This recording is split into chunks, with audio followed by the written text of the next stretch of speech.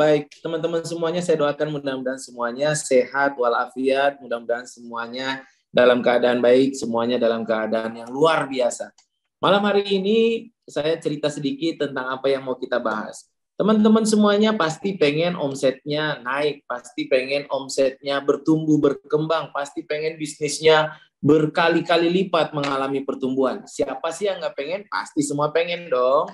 Tapi teman-teman tahu nggak bahwa ternyata banyak sekali orang yang pengen untuk omsetnya bertumbuh, pengen untuk sukses, pengen untuk bisnisnya menjadi bisnis yang luar biasa. Ternyata permasalahan yang membuat kebanyakan orang tidak bisa membuat omsetnya bertumbuh atau bisnisnya tidak bertumbuh adalah ternyata 80% permasalahannya itu ada di dalam diri kita masing-masing. Jadi kebanyakan orang mengatakan bahwa, atau para ahli mengatakan bahwa sebenarnya permasalahan yang kita hadapi dalam mengembangkan bisnis itu 80% di dalam dan 20% itu adalah permasalahan di luar. Jadi permasalahan yang utama sebenarnya adalah permasalahan di dalam diri kita. Bagaimana kita menyelesaikan permasalahan di dalam diri kita? Kalau kita mampu untuk menyelesaikannya, maka kita mampu untuk menyelesaikan permasalahan yang ada di luar. Permasalahan apapun yang ada di luar itu tidak pernah jadi masalah yang besar bagi kita, bagi pengusaha. Permasalahan sesungguhnya adalah permasalahan di dalam. Seringkali kita ingin supaya omset kita naik, kita pengen bekerja keras, kita semangat. Tapi seringkali juga kita jadi tidak disiplin. Kita kalah oleh kemalasan kita kalah oleh penundaan yang sering kita lakukan. Kita punya banyak ide-ide, kita punya banyak cita-cita. Tapi kemudian besok harinya kita jadi orang yang lemas, kita malas, kita tidak ada tenaga untuk melakukannya. Kita sering melakukan penundaan-penundaan. Kita kalah, kita tidak disiplin. Itulah yang sebenarnya 80% yang membuat kebanyakan orang tidak berhasil. Dan hari ini, malam hari ini kita akan bicara tentang bagaimana caranya kita mengalahkan diri kita sendiri. Saya dulu berpikir bahwa kalau kita mau sukses, kita harus mengalahkan dunia ini, mengalahkan kompetitor, mengalahkan orang lain. Saya berpikir bahwa saya khawatir ada kompetitor-kompetitor yang besar, kompetitor baru, kompetitor-kompetitor yang akan menggerogoti pasar saya, kompetitor yang akan mengambil ceruk pasar saya, kompetitor yang akan menghancurkan saya. Ternyata saya memahami sekarang bahwa ternyata kita pengusaha, kita manusia tidak pernah jatuh, tidak pernah hancur karena orang lain. Kita tidak pernah dijatuhkan oleh kompetitor kita. Kita hancur, kita jatuh, kita kalah. Semuanya disebabkan karena diri kita sendiri. Dan bagaimana kita mengalahkan diri kita akan bahas pada malam hari ini. Di dalam Al-Quran, boleh ya, saya spill ayat-ayat Quran misalnya. Di dalam Al-Quran misalnya Allah mengatakan di dalam surat Asy-Syu'ara ayat ke-30, Allah bilang, wa ma asabakum min musibatin fabima kasabat aydikum. Dan apapun musibah, apapun kejadian yang menimpa diri kita, apapun kejadian yang tidak enak yang menimpa diri kita, apakah itu kebangkrutan, apakah itu penurunan omset, apakah itu kehilangan aset, apakah itu kepergian karyawan yang kita andalkan. Semua musibah itu kata Allah disebabkan karena kebodohan, karena ketidaktahuan, karena kedua tangan kita sendiri. Maka kita tidak pernah jatuh karena orang lain. Kita seringkali merasa bahwa kita hancur karena ada kompetitor, karena dunia berubah. Enggak. Dunia berubah tapi tidak ada yang bisa menjatuhkan kita. Diri kita lah yang menjadi faktor penentu. Dan bagaimana caranya supaya kita bisa menjadi pemenang, kita akan bahas. Tema kita kali ini adalah self-resilience. Maka stay tune di channel ini. Tetap bersama penyiar kesayangan Anda, MC-nya siapa tadi? Insya Allah nanti sampai jam 9 atau setengah 10 kita akan membahas bagaimana caranya menjadi pemenang, menjadi orang yang sukses, menjadi orang yang luar biasa, dengan mengendalikan diri kita dan membuat diri kita menjadi mental juara. Yes, kurang lebih seperti itu spill-nya. Saya kembalikan lagi kepada MC yang luar biasa. Oke, Coach. Terima kasih, Coach Fajar. Luar biasa nih ya, Coach. Nih, hari ini nih luar biasa nih ya. Ternyata selama ini masalahnya ini ada di diri kita ternyata ya. Dan itu yang nggak kita sadarin, Coach. Kebanyakan dari kita nih, Coach ya. Nah, banyak juga dari kita juga yang menyalahkan orang lain nih ya. Kita tidak berkaca pada diri sendiri. Kita tidak menemukan akar masalahnya. Ternyata orang lain yang jadi beban ya. Ternyata kita bukan nyalain diri sendiri malah orang lain tentunya ya. Nah ini Coach, ini menarik banget nih Coach nih ya. Ini dari tadi ini sudah banyak banget yang nunggu nih ya. Nanti untuk silakan Coach, nih saya kasih langsung nih ke Coach Fitra nih untuk penjelasan materi di malam hari ini. Silakan Coach Fitra nih, silakan Coach. Baik, tadi ada yang nanya Quran surat berapa? Quran surat tadi yang saya bacakan surat Asy-Syu'ara. Itu Terima kasih. Ayat ke-30. Ada banyak dalam Al-Quran, ini sebelum saya memulai materi, ada banyak dalam Al-Quran ayat-ayat yang bercerita bahwa semua nikmat, dalam surat Al-Isra juga ada. Semua nikmat, semua rezeki, semua kesenangan, semua kenyamanan, semua yang kita nikmati itu datangnya dari Allah. Dan semua kesengsaraan itu adalah karena tangan kita sendiri. Jadi kita tuh tidak pernah jatuh karena kompetitor. Kita tidak pernah jatuh karena perubahan situasi. Kita tidak pernah jatuh karena fuka. Kita tidak pernah jatuh. Fuka tahu ya, volatile, uncertainty, complexity, ambiguitas. Kita tidak pernah jatuh karena ada kompetitor yang baru. Kita tidak pernah jatuh karena perubahan perilaku pasar. Kita tidak pernah jatuh karena apapun. Kita jatuh karena diri kita yang tidak update, diri kita yang tidak belajar, diri kita yang malas, diri kita yang tidak disiplin. Itulah yang menyebabkan kita jatuh. Jadi kalau kita mengatakan bahwa tadi kita berbicara ayat tadi. Jadi kalau kita mengatakan wah sekarang bisnisnya tidak lagi seperti dulu, tidak seramai dulu. Saya banyak menemukan orang-orang yang dulu bisnisnya itu ramai banget tanpa melakukan apa-apa, bisnisnya itu bisa menghasilkan profit yang banyak. Anaknya bisa sekolah, dia bisa beli motor, bisa beli mobil, bisa beli aset. Tapi sekarang kemudian bisnisnya tidak lagi seramai dulu. Ada orang-orang yang punya orang tua yang mungkin bisnisnya itu luar biasa, menghasilkan banyak uang, menghasilkan banyak cuan, menghasilkan banyak profit. Tapi kemudian ketika zaman berubah, katanya zaman berubah, kompetitor di mana-mana, keadaan berubah, kemudian sekarang bisnisnya menjadi tidak lagi seperti dulu. Yang disalahkan adalah keadaan, yang disalahkan adalah kompetitor, yang disalahkan adalah market yang berubah, yang disalahkan adalah customer behavior, yang disalahkan semua. Tapi ternyata kata Allah, enggak, yang disalahkan seharusnya dirimu sendiri. Karena dirimu lah yang enggak mau belajar, dirimu lah yang malas, dirimu lah yang terlalu terlena dengan masa lalu, sudah terlanjur nyaman. Dan akhirnya saya melihat banyak orang-orang yang mungkin orang tuanya dulu kaya karena bisnisnya bagus, atau mungkin dulu dianya sendiri bisnisnya bagus, karena mungkin dulu gak ada kompetitor, karena akhirnya dia terlena, dia nyaman. Lalu kemudian ketika zaman berubah, ketika orang-orang sudah mulai berubah cara belanjanya, cara berpikirnya, akhirnya bisnisnya menjadi tidak update, bisnisnya tidak market fit, akhirnya tertinggal. Tapi yang salah sekali lagi bukan market. Market tidak pernah salah, keadaan tidak pernah salah. Yang salah adalah kata Allah, diri kita sendiri. Itu penjelasan dari surat Asy-Syu'ara, atau dalam Al-Quran Allah bilang bahwa semua itu salah kita. Penjelasannya seperti itu. Maka sebenarnya teman-teman semuanya, kalau bisnis kita bermasalah, kalau bisnis kita terjadi penurunan, kalau bisnis kita tidak bertumbuh, kalau bisnis kita tidak berkembang, kalau bisnis tidak mencapai target, kalau bisnis tidak mendapatkan apa yang kita inginkan, maka hal pertama yang harus kita perbaiki adalah orangnya.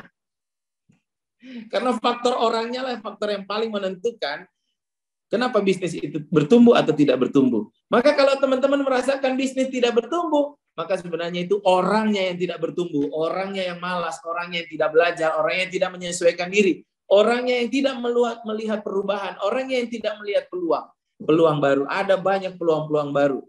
Tapi ya itu karena orangnya yang tidak mau untuk belajar. Nah, teman-teman semuanya, itu penjelasannya. Sekarang kita masuk ke materi. Kita mau ngomong apa sih? Oh iya, tema kita hari ini adalah self-resilience. Saya akan share screen. Baik, teman-teman, Masya Allah, saya ini kayak orang terkenal aja. Jadi teman-teman, sebelum kita mulai, kita perkenalan terlebih dahulu ya. Saya udah kayak orang top aja, langsung main hajar, main ngobrol sana-sini, ternyata kita belum kenalan. Saya ingin memperkenalkan diri terlebih dahulu, teman-teman semuanya, agar kita lebih akrab. Kata orang tak kenal maka ta'aruf. Maka saya ingin memperkenalkan diri terlebih dahulu. Nama saya Fitra Jaya Saleh. Nama saya Fitra Jaya Saleh. Oke. Teman-teman, ini saya tampilkan di layar. Apakah teman-teman bisa melihat apa yang saya tampilkan di layar? Mudah-mudahan biar saya tahu ini ada kesalahan, nanti saya perbaiki. Apakah teman-teman bisa melihat layar yang saya share? Bisa ya? Atau mungkin MC bisa bantu, saya nggak bisa ngelihat komen ternyata di sini. Bisa Coach, bisa. Bisa, oke, keren. Aman. Oke, baik. Baik, teman-teman semuanya, saya mau tanya, siapa yang pengen naikkan omset bisnisnya, angkat tangan, katakan saya. Komen. Yang pengen omsetnya naik, angkat tangan, katakan saya. Siapa yang pengen omsetnya naik? Yang komen mudah-mudahan diaminkan sama malaikat dan dikabulkan, diijabahi sama Allah Subhanahu wa taala. Masya Allah. Teman-teman semuanya, sekali lagi sebelum kita mulai saya ingin memperkenalkan diri. Nama saya Fitra Jaya Saleh, biasa dipanggil FJS. Mungkin ada sebagian teman-teman di sini yang kenal dengan saya, tapi saya yakin bahwa masih banyak yang pasti belum kenal. Maka saya memperkenalkan diri. Nama saya Fitra, tadi saya tinggal di kota Solo, tadi kita sudah bicara di awal. Saya tinggal di kota Solo, lalu aktivitas saya sehari-hari berbisnis dan juga menjalankan pondok pesantren. Saya membuat pondok pesantren buat orang-orang gratis di kota Solo. Lalu kemudian selain itu saya juga menjalankan beberapa aktivitas bisnis. Dan saya juga bikin kelas-kelas bisnis untuk teman-teman yang belajar, mungkin mau coba belajar dengan saya, boleh. Terus aktivitas selain itu ya nggak ada kerjaan ya, olahraga, nge-gym, lari biasa. Tadi saya habis pulang nge-gym, saya nge-gym tadi di Paragon, Solo Paragon. Kalau ada teman-teman di Solo pasti tahu, mallnya namanya Solo Paragon. Di situ ada namanya Celebrity Fitness. Tadi baru selesai maghrib, lalu pulang mandi, sholat, kemudian kita Zoom pada malam hari ini. Nanti habis ini saya masih harus nulis, masih harus meeting, masih harus rapat sebentar, baru setelah itu tidur. Nah, itu aktivitas saya. Saya lahir di Ambon, marga saya Hehanusa. Saya besar di Jakarta, SMA Negeri 13 Jakarta Utara, kuliahnya di UNS, Universitas Neng Solo. Oh enggak, Universitas 11 Maret. Ya, Universitas 11 Maret. Lalu saya juga selain kuliah di Solo, saya juga belajar di UMS, Universitas Muhammadiyah Surakarta, tapi di Ma'hadnya, Ma'had Abu Bakar. Jadi kalau kuliahnya double gitu ya, bolak-balik Solo sama UMS. Begitulah kurang lebih aktivitas sehari-hari. Oke, itu perkenalan singkat. Jadi teman-teman nanti kalau ketemu dengan saya di jalan, tidak lagi manggil, hey, mas, enggak, tapi manggilnya Mas FJS. Nah, gitu. Karena nama saya sudah saya perkenalkan. Saya juga ingin perkenalan satu persatu dengan Bapak dan Ibu semuanya, tapi mungkin di lain kesempatan, insya Allah mudah-mudahan kita bisa ketemu lagi dan kita bisa berkenalan lebih akrab. Dan sebagaimana pertanyaan, kita masuk ke materi. Sebagaimana pertanyaan saya tadi sebelumnya, saya bertanya kepada Bapak Ibu, siapa yang pengen omsetnya naik? Saya memberikan pertanyaan ini kepada banyak orang. Dan hampir semua orang yang saya tanyakan tentang pertanyaan, siapa yang pengen omsetnya naik? Pasti hampir semua, 99,9% orang akan mengatakan, saya pengen omsetnya naik. Saya pengen omsetnya naik. Semua orang pengen omsetnya naik. Di satu sisi, di sisi yang lain, ada orang yang juga nanya kepada saya begini. Mungkin Bapak Ibu juga pernah mendengarkan pertanyaan ini.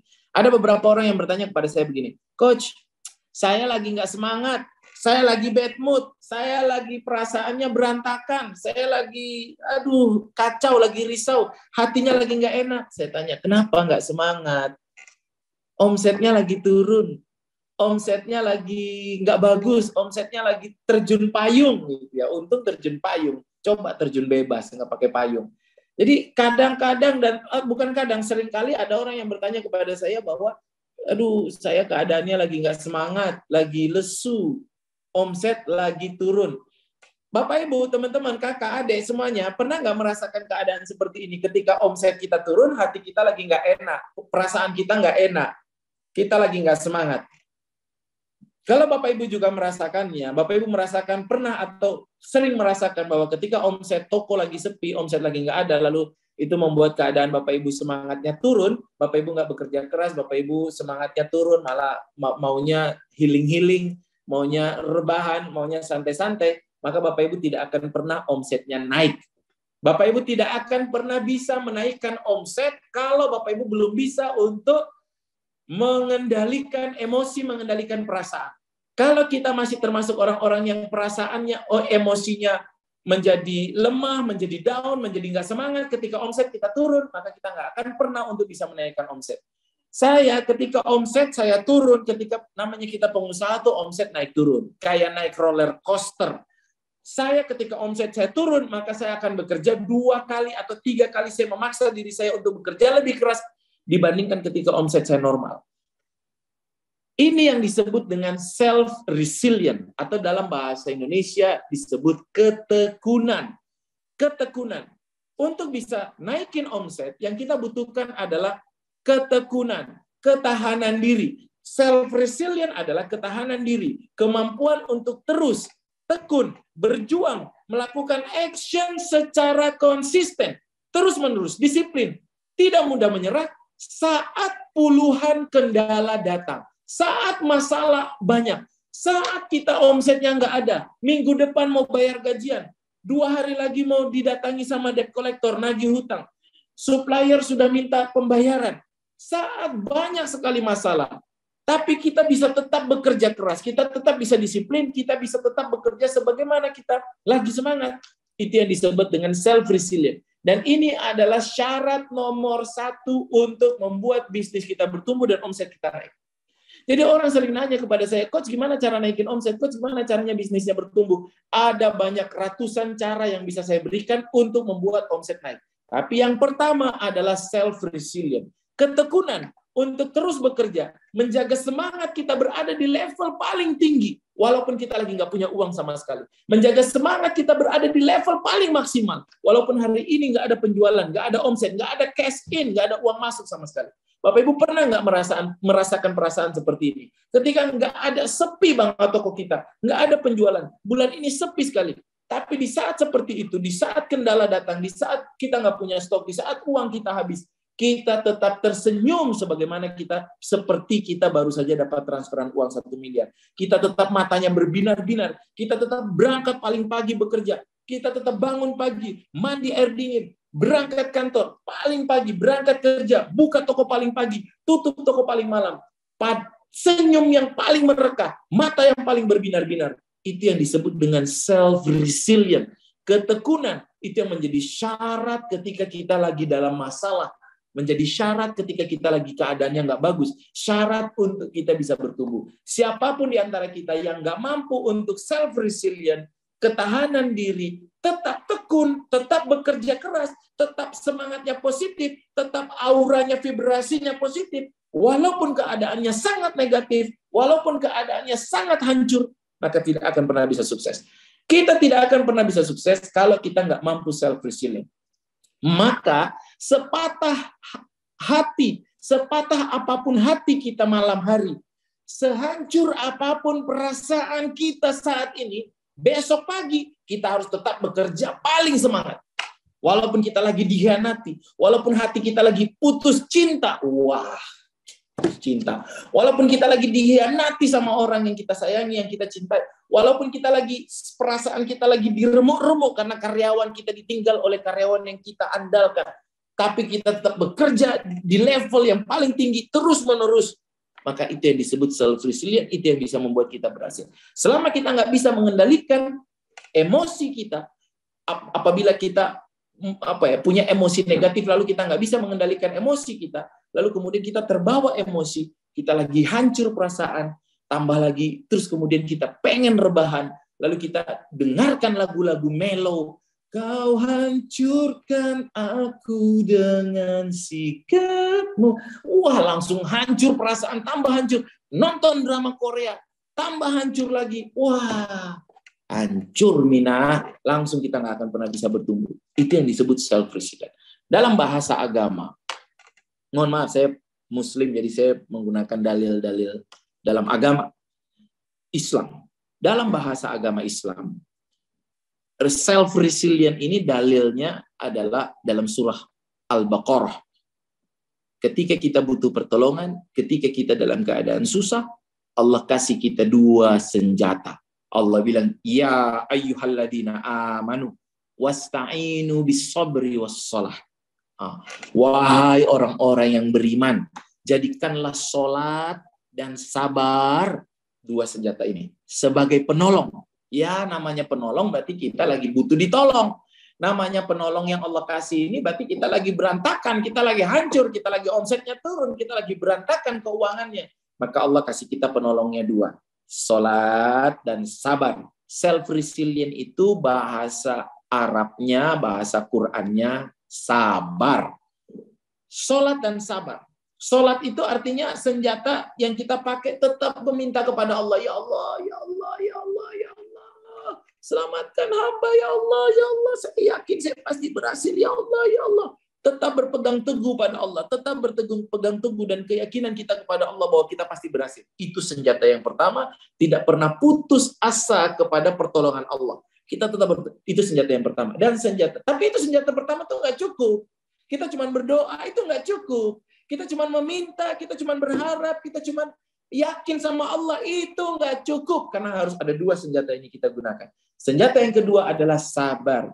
Ma huwa makna sabar? Apa itu sabar? Sabar itu bukan keadaan ketika lagi hancur, keadaan ketika lagi buruk, keadaan lagi ketika nggak bagus, terus kita bilang begini, ya udahlah, ya wis lah, ya udahlah mau gimana lagi, keadaannya lagi kayak gini ya nggak usah dipaksa, wis nggak usah ngoyo. Itu bukan sabar, itu pasrah. Sabar itu ketika keadaan lagi hancur sehancur-hancurnya, tapi kita tetap bersabar, melakukan kebaikan, bersabar dalam semangat, bersabar dalam ketakwaan, bersabar untuk melakukan terus-menerus, bersabar untuk mendorong terus-menerus, tanpa kita berhenti, kita dorong, kita lakukan lagi, kita kerja lebih keras, kita datangi orang lebih banyak, kita sebar brosur lebih banyak, kita buka lebih pagi, kita tutup lebih malam, kita jalan lebih jauh, kita ngopi lebih pahit, kita ketemu orang lebih banyak. Kita jualan lebih keras sampai Allah mendatangkan pertolongan. Sampai Allah mendatangkan pertolongan. Jadi sabar itu adalah kita terus bekerja keras, terus dorong diri kita, terus silaturahmi, terus ketemu orang, terus nawarkan. Ya itu sabar. Kadang-kadang teman-teman HNI, saya tadi lihat banyak HNI. Saya punya teman HNI. Pernah suatu ketika dia ngundang orang datang untuk home sharing. Dia ngundang orang datang untuk home sharing. Yang diundang 20. Yang datang cuma 1. Lalu orang HNI-nya bilang begini, mohon maaf ya karena ini cuma 1 orang yang datang, acaranya kita ini aja ya, kita undur, nanti kita cari waktu lagi. Itu nggak sabar, itu nggak sabar. Ya, jadi sabar itu gimana? Mau yang datang 1 orang, yang datang jangankan orang, yang datang semut aja, tetap home sharing. Fokus pada yang datang, jangan mikirin yang nggak datang. Jadi tetap bekerja keras itu, tetap semangat itu walaupun keadaannya kok cuman kok cuman 1, tapi tetap bekerja. Karena kita nggak pernah tahu rezeki kita itu datang dari mana. Kita nggak pernah tahu rezeki Afan, kita. Gus, mohon maaf Gus, menyela. Kameranya bisa di-on-kan Gus? Mungkin kepencet tadi. Oh, kamera saya? Iya. Okay. Silakan. Ini kayak denger radio ya, tutup ular gitu ya. Masya Allah. Lanjut Gus. Jadi saya membayangkan ini orang lagi membayangkan wajah saya kayaknya. Oke, tadi Coach Aris ya? Iya.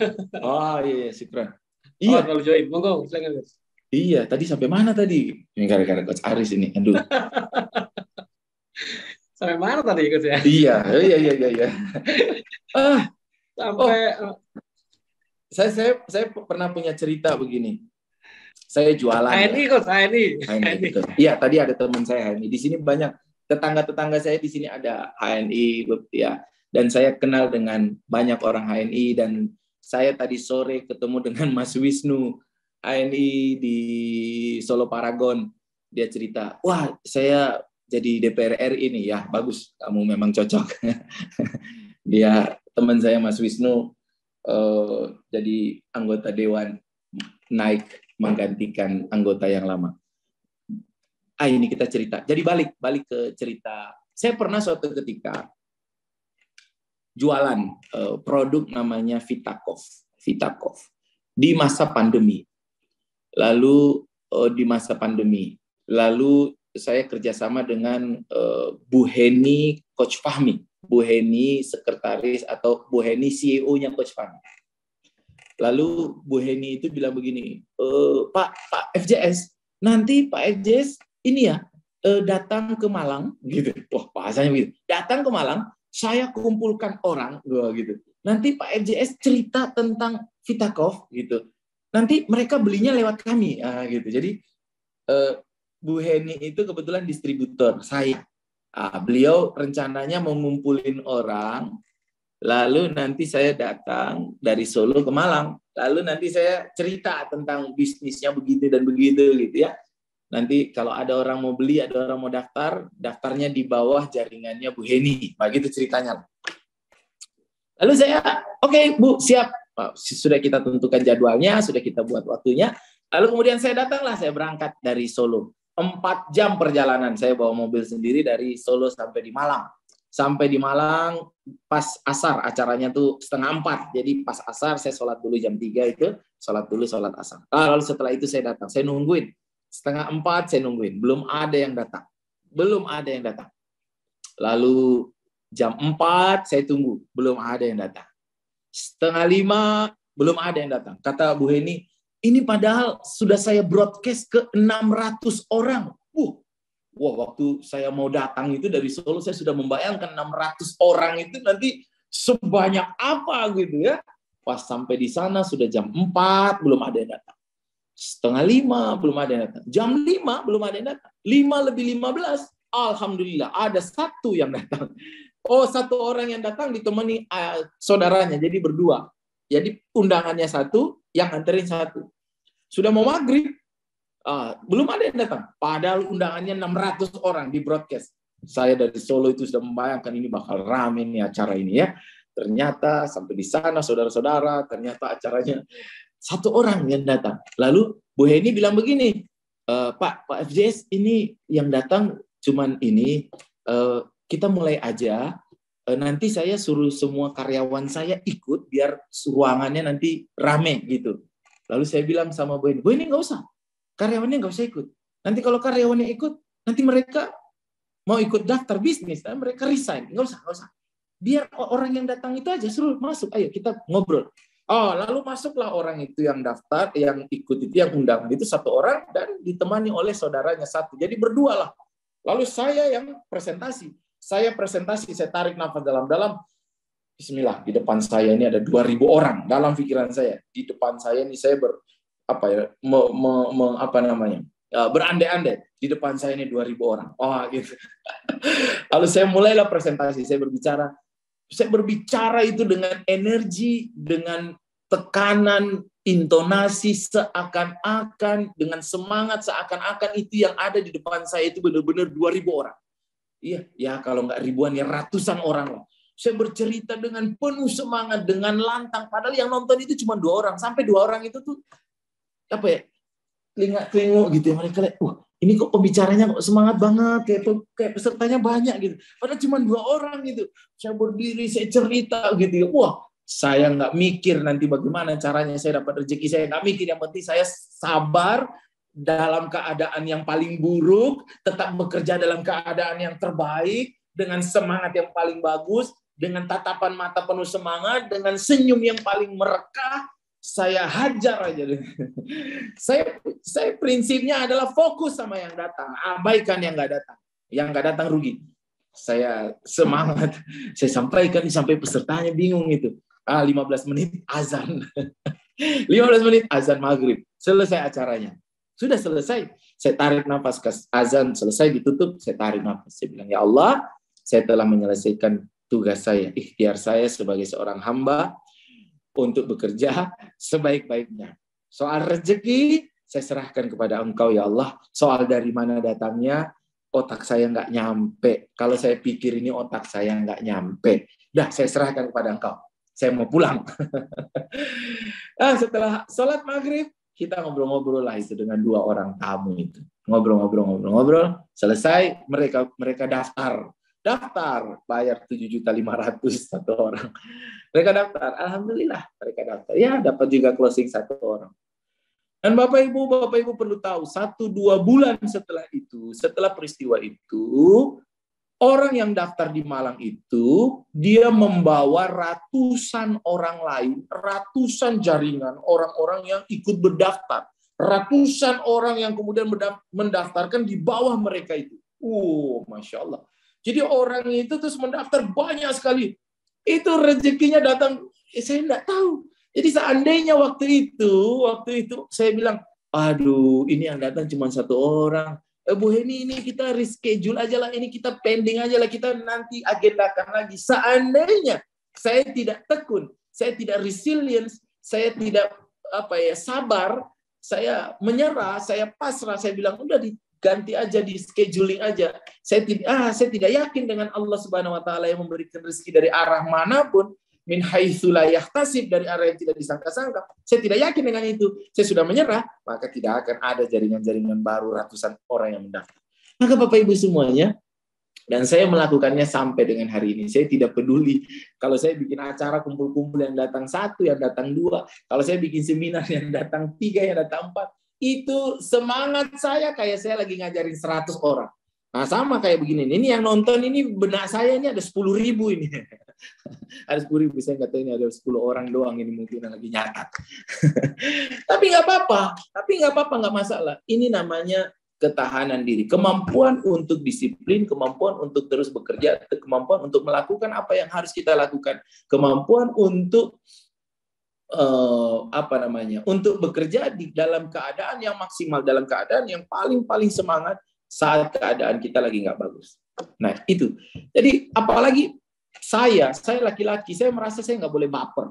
Laki-laki itu nggak boleh feeling, laki-laki itu nggak boleh baper, laki-laki itu nggak boleh bawa perasaan, walaupun laki-laki juga merasakan sakit hati, walaupun laki-laki juga merasakan putus cinta, walaupun laki-laki juga merasakan hancur perasaan, tapi menurut saya laki-laki lebih kuat dalam hal ini untuk mengalahkan perasaannya dibandingkan perempuan. Jadi kalau perempuan mau baper, ya saya masih bisa memaklumi, mungkin ada 1, tapi jangan lama-lama, Ya, karena seorang pemimpin itu harus do, act, not feel, nggak boleh dia feeling, dia nggak boleh mengalahkan, dia nggak boleh kalah dengan perasaannya, dia harus do.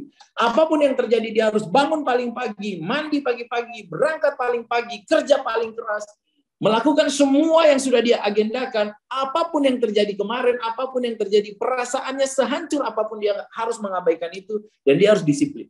Itu yang membuat seseorang laki-laki, seseorang itu jadi sukses. Selama kita nggak bisa self-resilience, nggak bisa tekun, kita nggak akan pernah bisa sukses. Maka banyak orang yang nanya kepada saya, bagaimana cara naikin omset? Bisa nggak ngalahin diri sendiri terlebih dahulu? Bisa nggak membuat dirimu itu, apapun yang terjadi, kamu terus mendorong dirimu bekerja di level yang paling tinggi. Sampai Allah mengatakan, saatmu sukses. Sampai Allah menurunkan pertolongan.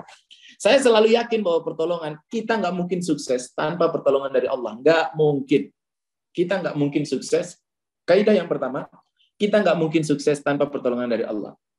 Dan kaidah yang kedua, kita tuh mustahil gagal. Manusia itu mustahil gagal. Selama manusia itu kerjanya benar, selama manusia itu disiplinnya benar, pasti dia nggak gagal. Kalau ada manusia gagal, itu pasti dia kalah dengan dirinya sendiri, dia pasti kalah dengan kemalasannya dia sendiri, dia pasti banyak melakukan penundaan-penundaan, dia pasti nggak mampu mengalahkan dirinya sendiri. Itu yang membuat manusia itu kalah. Karena bagi saya manusia itu nggak mungkin miskin. Kita tuh muslim nggak mungkin miskin, nggak mungkin kere. Selama kita bisa menjaga kesabaran kita untuk selalu bekerja keras, tekun, selalu bekerja keras, kita pasti berhasil. Saya yakin bahwa semua orang yang membangun kehidupannya dengan baik, dia bekerja dengan keras, dia bekerja dengan baik, dia terus-menerus bekerja, dia nggak memikirkan orang lain, dia nggak memikirkan pikiran-pikiran negatif, dia nggak memikirkan kata-kata negatif orang lain, dia menjaga perasaannya selalu positif, dia menjaga vibrasinya selalu positif, dia selalu menghadirkan produktivitas, dia selalu bekerja dengan baik dalam kehidupannya, maka dia pasti sukses. Kalau ada yang nggak sukses, pasti ada yang salah dengan cara kita hidup. Kita pasti tidak disiplin perasaan, pasti tidak disiplin tindakan, pasti tidak disiplin pikiran kita. Itu. Nah, itu bahasa yang terakhir itu saya ambil dari Grit by Choice by Jim Collins. Self-resilient, ketekunan. Jadi saya yakin Bapak Ibu, yang membuat kita sukses itu bukan kerja keras, tapi kerja keras yang terus-menerus, itu yang disebut dengan disiplin, ketekunan, self-resilient. Jadi bukan hanya kerja keras hari ini, lalu besok sudah menyerah, besok santai-santai, besok enggak. Tapi kerja keras yang terus-menerus, itu yang disebut dengan ketekunan. Ketekunan itulah yang membuat kita berhasil. Kalau kita lihat dari cerita-cerita orang-orang sukses, seperti misalnya Thomas Alva Edison, dia menemukan bohlam. Kalau seandainya hari ini tidak ada bohlam, karena tidak ditemukan oleh Thomas Alva Edison, karena mungkin dia baper, jadi dia kemudian di percobaan keberapa gitu ya, dia gagal-gagal, terus udahlah gitu ya, terus dia baper gitu ya, terus dia dia nggak mau lagi lah. Gitu. Kita hari ini kayaknya pakai lilin zoom-nya ini. Jadi, tapi karena Thomas Alva Edison dia resilient, dia self resilient, dia tekun, dia sudah 1000 berapa kali itu 1900 kali, sekian lah itu ya. Dia gagal terus-menerus, tapi dia mencoba terus-menerus. Walaupun asistennya, pengikutnya dia itu sudah mengatakan bahwa Pak Thomas, ini bukan Thomas kereta ya, kereta api bukan. Pak Thomas, kita tuh udah gagal, kita tuh nggak menemukan yang kita ingin cari. Tapi kata Pak Thomas Alva Edison apa dia bilang? Apa katamu kita gagal? Enggak, kita sudah berhasil. Kita sudah berhasil menemukan bahwa yang kemarin-kemarin itu nggak cocok untuk apa yang kita cari. Kita sudah berhasil menemukan yang ini nggak cocok, ini nggak cocok. Itu keberhasilan. Ayo kita cari lagi terus-menerus. Dan akhirnya dia menjadi berhasil. Itu Thomas Alva Edison. Begitu pula dengan Roy Kroc, orang yang McDonald, mendirikan McDonald. Dia ditolak banyak kali. Begitu pula dengan Kolonel Sanders. Dia 1009 kali melakukan penawaran kepada orang dan dia ditolak. Dan yang membuat dia sukses adalah self-resilience, ketekunan dia. Dia tinggal di dalam mobil, keliling dari satu kota ke kota lain, dengan baju yang ada di mobilnya. Dia tekun, dia lakukan terus-menerus, dan pada akhirnya dia berhasil. Saya yakin bahwa pertolongan Allah itu datang kepada orang-orang yang tekun. Saya yakin bahwa pertolongan Allah, kesuksesan itu datang kepada orang yang terus mendorong dirinya, terus melakukan, sampai dia sudah tidak ada lagi tenaga, sampai dia sudah kehabisan energi. Dia melakukan terus-menerus. Di saat itulah, maka pertolongan Allah itu datang. Sama seperti ceritanya Ibunda Hajar. Ibunda Hajar ketika di tengah gurun pasir, lalu anaknya Nabi Ismail, bayi Nabi Ismail itu menangis. Lalu kemudian dia lari ke kanan, lari ke kiri, sa'i. Dia bersungguh-sungguh, Sofa Marwa, dia lari 7 kali. Bapak Ibu kalau pernah datang ke tempatnya Sofa Marwa, ke sa'i itu, aduh, itu lari di zaman sekarang aja, itu yang sudah dingin tempatnya, itu tetap jauh Bapak Ibu dan tetap capek. Apalagi di zaman dulu, coba bayangkan bagaimana Ibunda Hajar itu berlari di padang pasir, itu kakinya menginjak pasir yang panas, dan lari di pasir itu gravitasinya berat sekali. 7 kali itu lari, itu self resilient, lari terus. Dan ketika dia sudah kehabisan tenaga, ketika dia sudah habis, udah nggak bisa lari lagi, saat itulah pertolongan Allah datang. Saat itulah air itu keluar, dan ternyata keluarnya dari kaki Nabi Ismail. Jadi ya kita nggak perlu mikir dari mana nanti dapat rezeki, kita nggak perlu mikir bagaimana caranya nanti Allah mendatangkan kepada kita Alphard, bagaimana nanti kita bisa mendapatkan mobil Pajero, bagaimana kita bisa mendapatkan mobil Fortuner seperti yang kita mau. Nggak usah dipikirin. Yang harus kita lakukan adalah kita mikirin apakah kita tuh kerjanya udah benar, apakah kita sudah melakukan semuanya dengan benar, apakah kita sudah konsisten, apakah kita disiplin, atau jangan-jangan kita tuh masih punya banyak waktu untuk santai-santai, kita masih nonton scroll TikTok, kita masih punya banyak waktu untuk ngobrol dengan teman, kita masih punya banyak waktu untuk santai-santai, untuk leha-leha, untuk rebahan. Kalau itu masih kita lakukan, kita masih banyak waktu santainya, maka bagaimana pertolongan Allah mau datang? Allah mau tolong kita, tapi kok kelihatannya kita masih punya banyak kekuatan, maka nggak bisa. Ketika kita sudah nggak punya kekuatan lagi, dan kita kemudian mengatakan la haula wala quwata illa billah, tidak ada lagi daya ya Allah, tidak ada lagi upaya, sudah tidak ada lagi strategi, semua sudah saya lakukan dan tidak ada lagi daya, tidak ada lagi tenaga, maka saat itulah teman-teman semuanya pertolongan Allah itu datang. Maka jadilah orang yang layak untuk mendapatkan pertolongan. Saya sore ini, saya malam ini di Solo. Saya berangkat tadi pagi dari Bogor, dari Jakarta. Terus kemudian saya naik pesawat, tiba di Solo. Sebelum sampai rumah saya harus sambil jalan itu saya meeting, rapat, berhenti di masjid untuk sholat, terus lama rapat di situ. Terus habis itu melanjutkan perjalanan nge-gym di Celebrity Fitness di Paragon. Terus kemudian sampai rumah. Dan ini nanti habis ini saya masih harus saya masih harus meeting, saya masih harus nulis agenda, dan saya pengen kasih lihat, ya Allah, mudah-mudahan saya pantas untuk sukses. Ya Allah, saya nggak istirahat. Dan Allah nggak mungkin zolim sama kita kalau kita bekerja. Allah nggak mungkin zolim sama kita kalau kita benar. Allah nggak mungkin zolim sama kita kalau kita disiplin, kita bekerja, kita memperbaiki diri. Pasti kita akan mendapatkan sesuai dengan apa yang kita kerjakan. Itu janji Allah di dalam surah An-Najm, bintang, ayat 39. Allah bilang, wa an laisa lil insani illa ma sa'a, dan tidaklah manusia itu mendapatkan kecuali sesuai dengan apa yang dia kerjakan. Jadi kalau kita kerjaannya malas-malas, kita nggak tekun, maka kita nggak akan mendapatkan apa-apa. Jadi saya yakin kita pasti sukses, kita pasti berhasil. Kalau ada yang nggak sukses, itu pasti ada yang salah. Itu pasti ada yang salah. Tindakannya, perasaannya, pikiran orang itu pasti salah. Oke, next. Oke. Kita lanjut lagi. Nah, maka untuk bisa self-resilient, untuk bisa tekun, untuk bisa disiplin, untuk bisa terus-menerus mendorong diri kita untuk maju, kita perlu kemampuan untuk delay gratification skill. Apa itu? Kemampuan untuk menunda kenikmatan-kenikmatan kecil. Kesenangan-kesenangan kecil. Tidur-tiduran, nonton TikTok. Itu kesenangan kecil semuanya. Ya. Kita harus mampu menunda itu. Ya. Kita harus mampu menunda itu demi mendapatkan kenikmatan-kenikmatan yang lebih besar. Siapapun yang nggak bisa menunda kenikmatan kecil, maka dia tidak akan pernah dapat kenikmatan besar. Kalau kita mampu menunda kenikmatan kecil kita sekarang, maka kita pasti akan mendapatkan kenikmatan besar. Maka itu pilihan. Kalau kita mau enak-enak, tapi itu kenikmatan-kenikmatan kecil, maka kita nggak akan pernah mendapatkan kenikmatan yang lebih besar. Nah, self-resilience, ketekunan, kedisiplinan itu dimulai dengan kemampuan kita untuk mendelay gratification skill.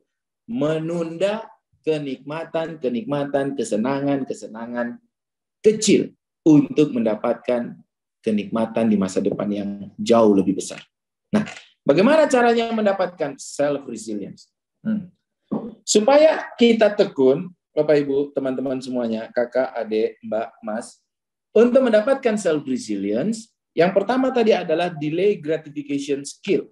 Dan yang kedua, untuk mendapatkan self-resilience, itu membutuhkan namanya willpower. Willpower. Apa itu willpower? Kekuatan pikiran, kekuatan otak, kekuatan impian. Nah, semua orang yang mampu untuk disiplin, semua orang yang mampu untuk bekerja luar biasa, semua orang yang mampu mendorong dirinya untuk terus tekun, bekerja terus-menerus, dia hanya bisa melakukannya kalau dia di dalam kepalanya, di dalam pikirannya, itu ada impian-impian yang sangat besar, atau ada sakit hati yang sangat besar. Saya ulangi, harus ada dua hal. Willpower itu, ya, kekuatan untuk disiplin, ya, kemauan untuk disiplin, itu berasal dari dua hal. Yang pertama berasal dari karena dia punya keinginan, impian yang sangat besar, yang sangat kuat. Atau yang kedua, dia harus punya sakit hati yang sangat kuat. Dan saya menggunakan keduanya. Saya punya impian-impian yang saya tuliskan dalam buku-buku impian saya, dalam dream book saya tuliskan. Tapi ada beberapa yang tidak bisa menggerakkan, ada beberapa impian yang nggak mampu menggerakkan saya, maka saya kuatkan dengan saya harus punya juga sakit hati. Jadi saya ini termasuk orang yang bijak, saya belajar untuk bijak menggunakan rasa sakit hati. Sakit hati itu kadang-kadang membuat kita marah. Dan marah itu energi. Marah itu bisa berubah, bisa kita rubah. Energi sakit hati yang membuat kita marah, misalnya kita dikhianati, kita ditipu, kita dibohongi, aset kita diambil, dibawa lari sama orang, kita dicuri apa yang milik kita. Itu membuat kita sakit hati. Dan saya termasuk orang yang belajar bagaimana mengolah sakit hati itu, mengolah energi negatif itu, lalu dirubah jadi produktivitas, dan akhirnya menjadi aset. Ini ilmu yang saya pelajari dari orang Anthony Robbins, ya. Jadi bagaimana membesarkan, melepaskan raksasa yang ada di dalam diri kita. Jadi kadang-kadang orang itu, saya lihat orang itu kalau kehidupannya mungkin biasa-biasa saja, average kok bisnisnya kayak rata-rata gitu ya. Itu mungkin hatinya tuh kurang sakit, atau mungkin dia punya rasa sakit hati yang terlalu cepat memaafkan. Kadang-kadang nggak bagus, teman-teman. Orang-orang yang terlalu cepat memaafkan, terlalu berdamai dengan keadaan, mohon maaf ya, itu kadang-kadang menjadikan dirinya tuh nggak jadi apa-apa. Maka teman-teman harus bijak dalam menggunakan rasa sakit hati. Mohon maaf, maafkan orang yang menyakiti kita. Ingat kata-kata saya, pahami pelan-pelan agar tidak salah. Maafkan orang yang menyakiti hati kita. Maafkan itu. Tapi jangan terima. Jangan maafkan. Jaga marah kita terhadap keadaan. Terhadap situasi. Agar situasi itu tidak berulang. Kalau ada orang merendahkan kita, maafkan orangnya. Tapi jangan biarkan kita direndahkan lagi. Kalau ada orang menghina kita, maka maafkan orang yang menghina. Tapi jangan biarkan keadaan kita itu dihina lagi. Saya menjaga amarah saya itu tetap membara di dalam hati saya. Ini kalau dibuka, ini ada api yang membara-bara yang membuat saya itu bekerja pagi, siang, sore, malam, karena saya tidak mau berada dalam keadaan yang tidak enak. Saya tidak mau berada dalam keadaan yang tidak bagus. Itu yang membuat Dan saya merasakan ketika orang menghina saya jaga amarah itu. Saya kadang-kadang merekayasa rasa marah dan saya membangkitkan amarah itu. Walaupun Rasulullah mengatakan begini, la takdob walakal jannah. Jangan marah, maka bagimu surga. Maksudnya jangan marah sama orang. Tapi semua orang-orang sukses, semua orang berhasil. Kita harus bijak memahami ini. Semua orang sukses, semua orang berhasil. Kalau mereka nggak punya satu di antara dua willpower, kalau mereka pertama pasti punya hidup dengan impian-impian yang besar, kalau nggak pasti mereka menjadi sukses karena mereka pernah disakiti, karena mereka risau, karena mereka gelisah, karena mereka punya kekhawatiran dalam hidup. Itu yang ketakutan, itu yang membuat mereka menjadi produktif. Dalam buku Greed by Choice, ditulis oleh Jim Collins, perasaan ini, kemarahan ini, ketakutan ini, disebut dalam buku Greed by Choice sebagai paranoia, produktif paranoia. Mungkin nanti teman-teman boleh googling ya. Namanya produktif paranoia. Paranoid, ya, jadi untuk sukses itu kata Jim Collins butuh 3 hal bahan bakar. Ya, satu kreatif empirical. Aduh, ini jadi angel, jadi susah bahasanya ya. Saya pisahkan aja. Jadi salah satu di antara yang dibutuhkan untuk sukses itu adalah namanya produktif paranoia. Produktif paranoia itu adalah rasa takut yang membuat kita jadi produktif. Karena kita nggak mau rendah, kita nggak mau dihina. Tapi akhirnya jadi produktif. Nah, ada orang yang dia hatinya sakit, lalu dia buang gitu aja. Dia damai, dia nyaman. Nah, nyaman ini membuat kita nggak bertumbuh, teman-teman.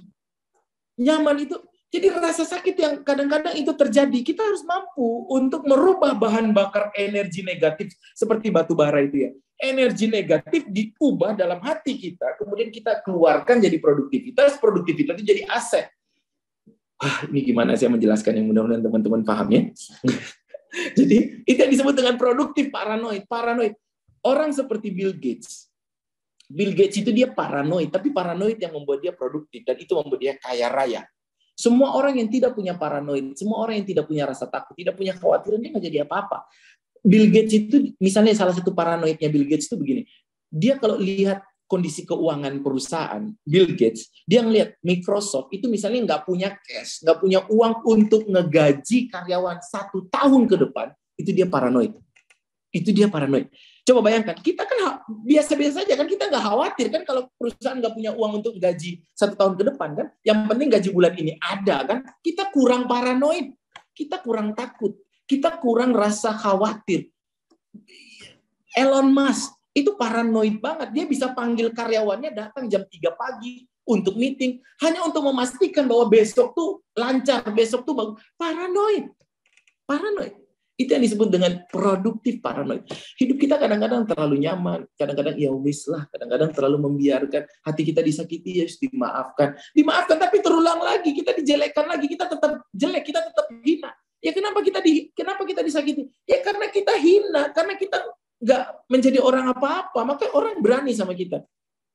Saya nggak akan biarkan itu. Saya jaga itu. Saya menjaga amarah itu sebagai willpower supaya saya disiplin, supaya saya produktif, tapi keluarnya saya olah di sini. Ini ada mesin olah. Saya olah di sini itu amarahnya masuk, saya olah itu keluarnya itu sudah jadi green energy, sudah jadi ramah. Teman-teman kalau lihat saya di mana-mana saya selalu senyum. Saya selalu baik, saya selalu ramah. Jangankan lihat saya, lihat foto saya jadi mana-mana semua senyum. Itu saking energinya green, saking energinya ramah. Tapi teman-teman harus tahu, di dalam dada saya itu ada banyak kemarahan. Di dalam dadanya Soekarno yang membuat dia menjadi presiden. Soekarno, di dalam dadanya ada banyak kemarahan terhadap penjajahan, ada banyak kemarahan terhadap ketidakadilan, ada banyak kekhawatiran, ada banyak kegelisahan tentang penindasan masyarakat. Itu yang membuat dia nggak bisa tidur, itu yang membuat dia berjuang, itu yang menjadi willpower. Soekarno tidak punya keinginan pengen punya mobil ini atau enggak. Dia nggak punya impian-impian tentang itu, tapi dia punya willpower dari sisi kegelisahan, paranoid, ketakutan kalau nanti masyarakat menjadi masyarakat seperti ini, Indonesia jadi begini. Paranoid itulah yang membuat dia menjadi presiden. Dan semua orang yang menjadi bangsawan, menjadi negarawan, menjadi pahlawan, mereka menjadi pahlawan, mereka bertindak, mereka disiplin, mereka melakukan terus-menerus, mereka berjuang karena ada ketakutan. Mereka takut Kalau nanti misalnya keluarga mereka ada apa-apa, nggak makan, mati, atau diserang, dan akhirnya mereka mau berjuang. Mungkin hidup kita terlalu damai. Mungkin rasa sakit hati kita terlalu cepat kita maafkan, terlalu cepat kita lupakan, kita berdamai dengan keadaan, kita pasrah dengan apa yang ada. Itu yang membuat kita nggak punya willpower, nggak punya roket, nggak punya sesuatu yang bisa mendorong kita untuk disiplin, untuk self-resilient. Karena self-resilient itu butuh bahan bakar, teman-teman. Butuh bahan bakar. Nah, itu yang disebut dengan willpower. Willpower yang kuat akan membuat ketekunan kita semakin bagus. Tangguh kita, semakin kita disiplin. Dan itu akan membuat masa depan kita semakin top. Markotop. Willpower kita, masalahnya itu mudah menguap. Ya, mudah menguap. Kadang-kadang yang mudah lupa karena keadaan. Kadang-kadang ketemu dengan orang lain, ya sudah kita udah. Dan teman-teman tuh saya melihat banyak mudah menguap karena terlalu mendamaikan. Saya nggak tahu ya, mungkin karena ikutin kajian-kajian, tapi kajian-kajian kayak manajemen Kolbu. Tapi menurut saya, ya itu ada baik-baiknya, itu damai. Tapi apa gunanya Allah menciptakan neraka gitu? Allah menciptakan neraka itu kan seharusnya jadi willpower bagi kita. Allah menciptakan surga itu kan jadi willpower bagi kita. Harusnya gitu ya. Jadi itu harusnya jadi willpower, tapi kita terlalu nyaman kehidupan kita karena kita udah pasti begini hidupnya ya gini-gini aja. Akhirnya kita jadi orang biasa. Ya, sebagaimana supaya kita punya willpower? Ya, satu, kekuatan pikiran. Jadi ini willpowernya ada di sini, kekuatan pikiran. Ya, kita percepat. Ada namanya growth mindset dan ada fixed mindset. Saya kira ini nanti pembahasannya mungkin nanti di pembahasan yang lainnya. Ini materinya sendiri. Ya. Terus tumbuhkan optimisme. Saya pasti bisa. Suatu hari nanti saya pasti berhasil. Itu namanya apa namanya? Kekuatan pikiran. Ya. Yang kedua, willpower itu kemampuan ini, kekuatan pikirannya itu bisa kita dapat selain willpower itu, selain dari kekuatan pikiran juga bisa kita dapatkan, bisa kita jaga dengan the power of exercise, olahraga. Jadi saya menjaga olahraga. Besok Sabtu saya juga akan olahraga, saya akan nge-gym. Besok Jumat besok Ahad saya nggak bisa olahraga karena saya ada kelas sepanjang hari di Pekalongan sampai malam, terus kemudian saya ke Bandung. Saya biasanya ngisi kajian di Masjid Al-Latif Bandung besok hari Senin malam. Hampir setiap Senin malam di Masjid Al-Latif Bandung, itu jadwal kajian saya. Bagi teman-teman yang rumahnya mungkin di Bandung dan sekitarnya, boleh ikut datang bergabung. Insya Allah kita belajar bersama. The power of exercise, latihan olahraga. Bapak Ibu, begini. Kenapa olahraga itu penting? Ada mufsodat ya, atau apa ya, kata mutiara lah dalam bahasa Arab itu, kalau di pondok itu, pesantren itu, ada salah satu kalimat yang berbunyi begini, al-aqlu salim fi jismi salim. Waktu saya tinggal dikit. Al-aqlu salim fi jismi salim. Akal yang cerdas, akal yang inovatif, akal yang kreatif, itu ada bersemayam di dalam tubuh yang bugar, tubuh yang sehat. Jadi kalau teman-teman itu pengen punya akal yang kreatif, ide-ide yang banyak, teman-teman harus memastikan tubuhnya bugar. Jadi kalau ada orang yang pikirannya buntu, ada orang yang pikirannya nggak mikir sedikit, terus nggak jalan gitu, baru mikir sedikit capek, itu pasti kurang gerak, itu pasti kurang olahraga. Itu pasti kurang nge-gym, kurang jogging, kurang lari. Harus olahraga. Jadi olahraga itu kebutuhan agar tubuh kita kuat, agar tubuh kita itu mampu untuk menjalankan pikiran-pikiran kita yang besar. Jadi pikiran yang besar tidak akan mampu untuk kita jalankan kalau pikiran yang besar itu tidak akan mampu kalau tubuh kita itu kemampuannya kecil, dayanya kecil, pikirannya dayanya besar. Tapi kalau di sini kecil, ya nggak bisa. Makanya daya besar di pikiran, karena tubuhnya kita kecil, dayanya jadi buntu, nggak bisa keluar. Jadi nggak bisa kita. Maka harus exercise. Teman-teman, mulailah jadwalkan untuk olahraga secara rutin. Saya olahraga secara rutin. Saya 1 minggu 3 kali saya harus olahraga. Saya nge-gym, saya senam, saya lari, atau jogging. Saya melakukan itu. Gunanya apa? Untuk menjaga kebugaran.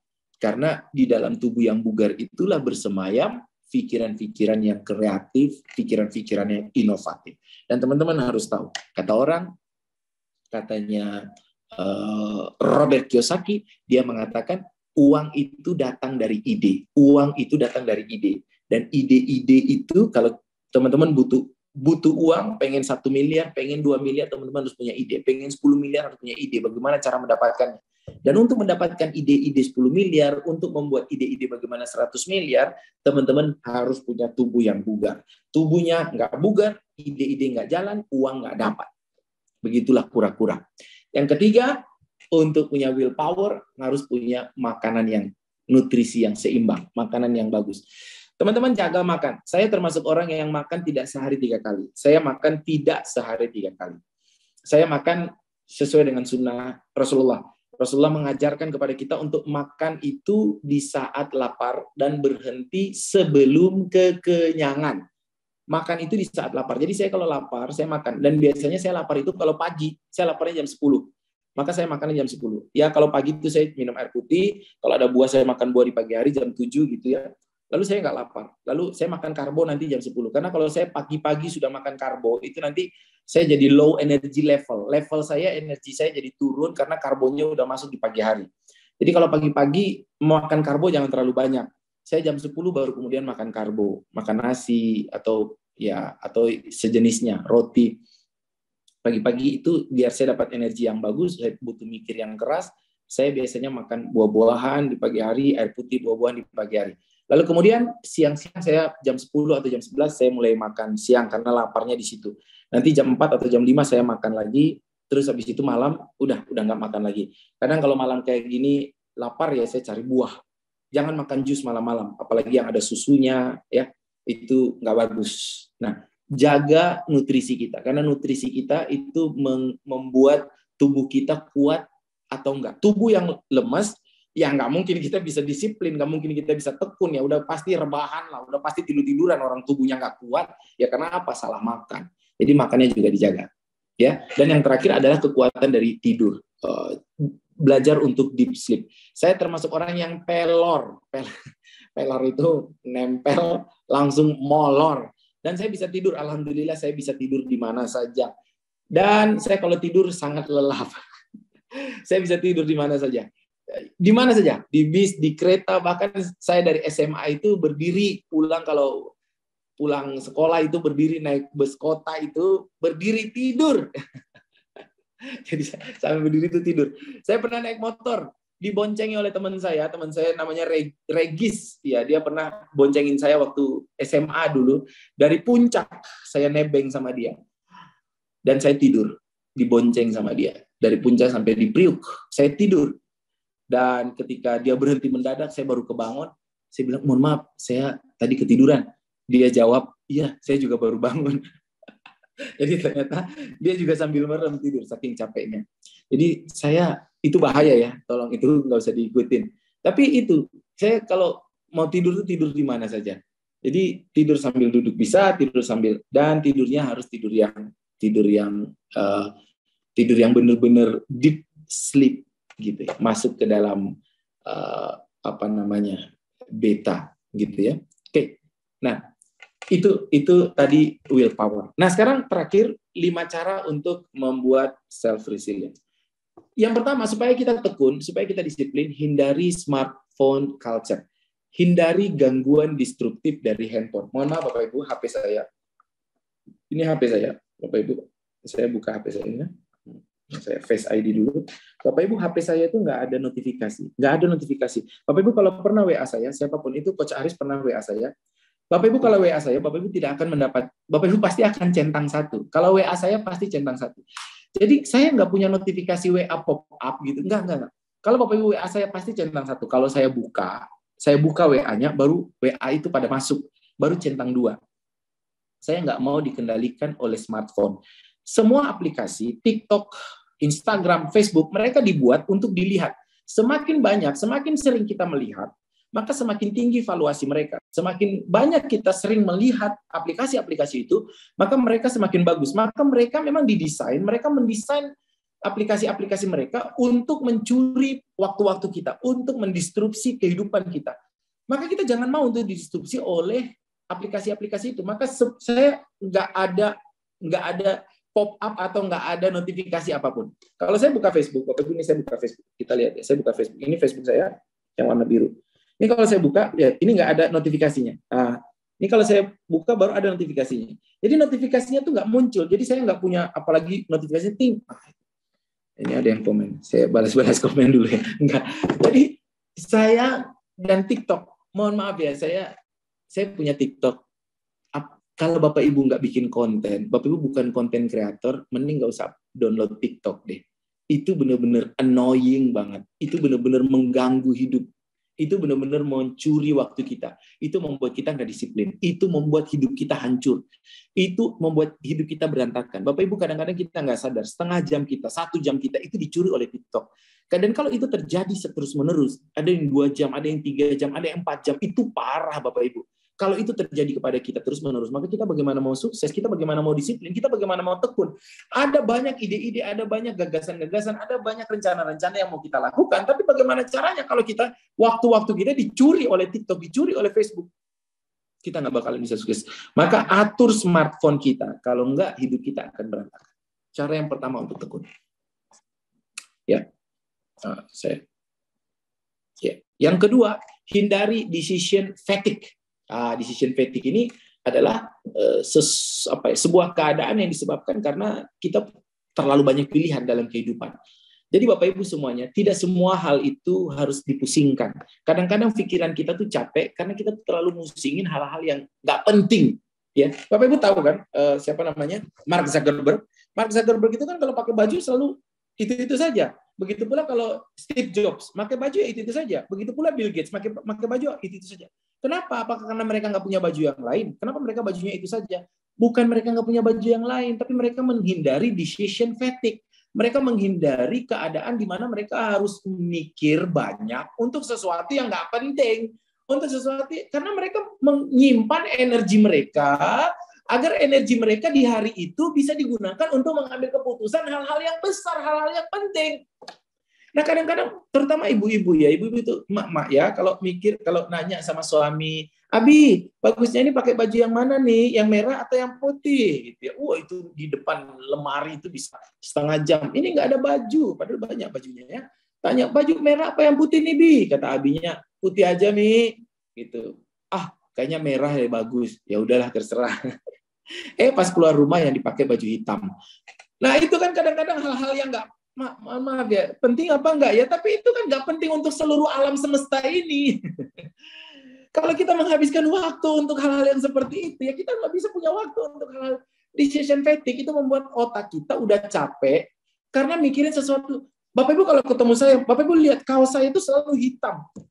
Selalu hitam. Karena saya kalau beli baju, ya udah beli itu aja, udah. Dan saya kalau pakai baju, saya nggak mikirin orang itu seneng nggak ngelihat saya. Bodoh amat.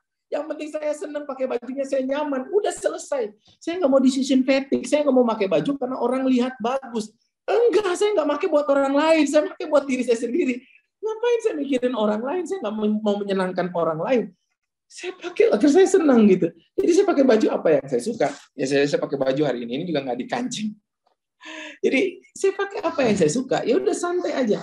Karena saya harus menyediakan energi saya harus menyediakan tenaga saya, pikiran saya, waktu saya yang prime, yang utama untuk hal-hal yang besar. Gitu. Ya gitulah, ya itu decision fatigue. Jadi banyak orang yang ketika memikirin hal yang besar udah nggak sanggup. Karena terlalu banyak mikirin hal-hal kecil, hal-hal yang nggak penting. Pengen mengimpress, pengen membuat orang lain senang, pengen membuat orang lain, buat apa gitu. Tapi hidupnya nggak jadi apa-apa. Ya gitulah ya. Aduh ya Allah. Oke. Saya lanjutkan. Jadi, yang terakhir, bukan yang terakhir, yang ketiga, supaya kita bisa disiplin, jauhi negatif informasi atau negatif konten. Negatif informasi kadang-kadang ini membuat hati kita jadi hancur, hati kita jadi berantakan, perasaan kita jadi remuk gara-gara tiba-tiba dengerin hal-hal yang negatif. Maka kadang-kadang kalau ada yang orang mau ngomong sama saya, mau kasih tahu saya misalnya ini ada sesuatu yang saya bilang, jangan kasih tahu saya, jangan diam. Sut. Udah, saya lagi kerja. Udah nggak usah ceritain hal-hal yang buruk, nggak usah ceritain. Nggak usah. Nah, kecenderungan kita senang dengerin hal-hal negatif itu membuat energi kita jadi habis, teman-teman. Maka nggak usah lihat hal negatif, nggak usah lihat hal yang nggak penting. Aduh, itu membuat kita jadi nggak tekun, membuat kita kehilangan konsentrasi, membuat kita jadi terdistrap, membuat kita jadi, mohon maaf, energi kita tuh terbatas ya. Energi kita tuh terbatas, waktu kita tuh terbatas, pikiran kita tuh terbatas. Maka hati-hati memilih lawan, hati-hati memilih musuh. Kehidupan saya mulai bagus, mulai menghasilkan. Itu ketika saya memutuskan untuk berhenti berkelahi dengan pikiran-pikiran negatif orang lain, berhenti berkelahi dengan omongan-omongan negatif orang lain. Saya berkelahi dengan impian-impian saya berkelahi dengan agenda-agenda saya berkelahi dengan rencana-rencana saya berkelahi dengan semua yang saya tulis untuk saya kerjakan, saya menghabiskan energi, pikiran, tenaga saya untuk itu. Saya berkelahi dengan itu. Saya berkelahi dengan impian-impian besar saya. Saya capek tapi menghasilkan daripada saya berkelahi dengan apa omongan orang yang negatif, apa pikiran-pikiran negatif orang. Saya berkelahi dengan itu, saya mikirin itu, nggak ada hasilnya, nggak ada apa-apanya, nggak ada bagusnya. Maka saya berhenti untuk berkelahi dengan itu. Hati-hati mencari musuh, berkelahi, menghabiskan tenaga, energi, pikiran, waktu kita. Kalau kita berkelahi dengan hal-hal negatif, mencari tahu. Apalagi mencari-cari tahu hal-hal yang negatif. Udah nggak usah cari tahu. Orang mau ngasih tahu aja saya bilang nggak usah ngasih tahu. Apalagi kita cari tahu, itu malah semakin. Maka bagi ibu-ibu, jangan, terutama ibu, jangan buka-buka, baca-baca HP suaminya. Aduh, jangan cari tahu, nanti hancur, berantakan, malah nggak jadi hal-hal, nggak jadi karya-karya besar, malah jadi, malah mikir hal-hal yang negatif. Suaminya mungkin dapat WA dari orang, tapi kan dapat WA dari orang, kadang mungkin dari sepupunya, kadang mungkin dari temannya, ada temannya yang bercanda, gitu ya. Itu terus kemudian jadi kepikiran, jadi itu kan menghancurkan diri sendiri, itu kan membuat energi jadi habis. Udahlah, kita nggak bisa mengendalikan sesuatu yang nggak usah dikendalikan, nggak usah dipikirin. Serahkan aja sama Allah. Kita kendalikan pikiran, perasaan, perkataan, perbuatan kita. Itu saja, cukup. Gitu. Maka jangan stres. Orang stres itu adalah orang yang pengen mengendalikan sesuatu yang nggak bisa dia kendalikan. Udah nggak bisa dikendalikan, kok mau dikendalikan? Bagaimana? Ya pasti stres. Maka jauhi segala sesuatu yang negatif. Jauhi sesuatu yang... Malah jangan cari tahu. Malah cari tahu mantan suaminya, malah dibuka-buka Facebook mantan suaminya. Aduh, jangan, ngapain gitu ya. Malah nanya sama suaminya, dulu kamu mantannya siapa saja? Yo jangan. Nggak usah gitu-gitu. Itu hal-hal negatif, nggak usah dipikirin, nggak usah ya Allah. Dah, itulah kurang lebih, begitulah kura-kura. Ya. Yang keempat, supaya kita selalu tekun, selalu disiplin, punya energi yang banyak, selalu lakukan small habits untuk menguatkan otot resilience Anda. Jadi ada otot resilience. Studi menunjukkan latihan menjalani kebiasaan-kebiasaan kecil, misalnya minum air putih. Ya, Pak Ibu tadi kita sebelum mulai saya minum air putih. Sebelumnya 1 gelas, ini juga 1 gelas. Rata-rata ya 9 gelas gitu ya per hari. Atau push up, itu akan membuat kita semakin tekun. Ya. Dan yang terakhir, ya rutin olahraga. Rutin olahraga terutama di alam, kehijauan. Ya. Di bawah pohon atau di pohon-pohon yang rindang, itu akan bagus. Rutin olahraga. Dan olahraganya kalau bisa yang sudah usia 40 tahun ke atas, olahraganya jangan olahraga yang kompetitif ya. Nggak usah main futsal kalau usianya udah 40, nggak usah. Nanti malah tambah sakit. Nggak usah. Jogging, sepeda, lari, senam. Nggak usah yang kompetitif, nggak usah yang lomba, nggak usah. Kalau masih 20, main futsal sana ya. Tapi kalau udah 40 tahu diri. Kayak saya udah 40-an, tahu diri, udah olahraganya olahraga yang non kompetitif ya, non kompetisi ya.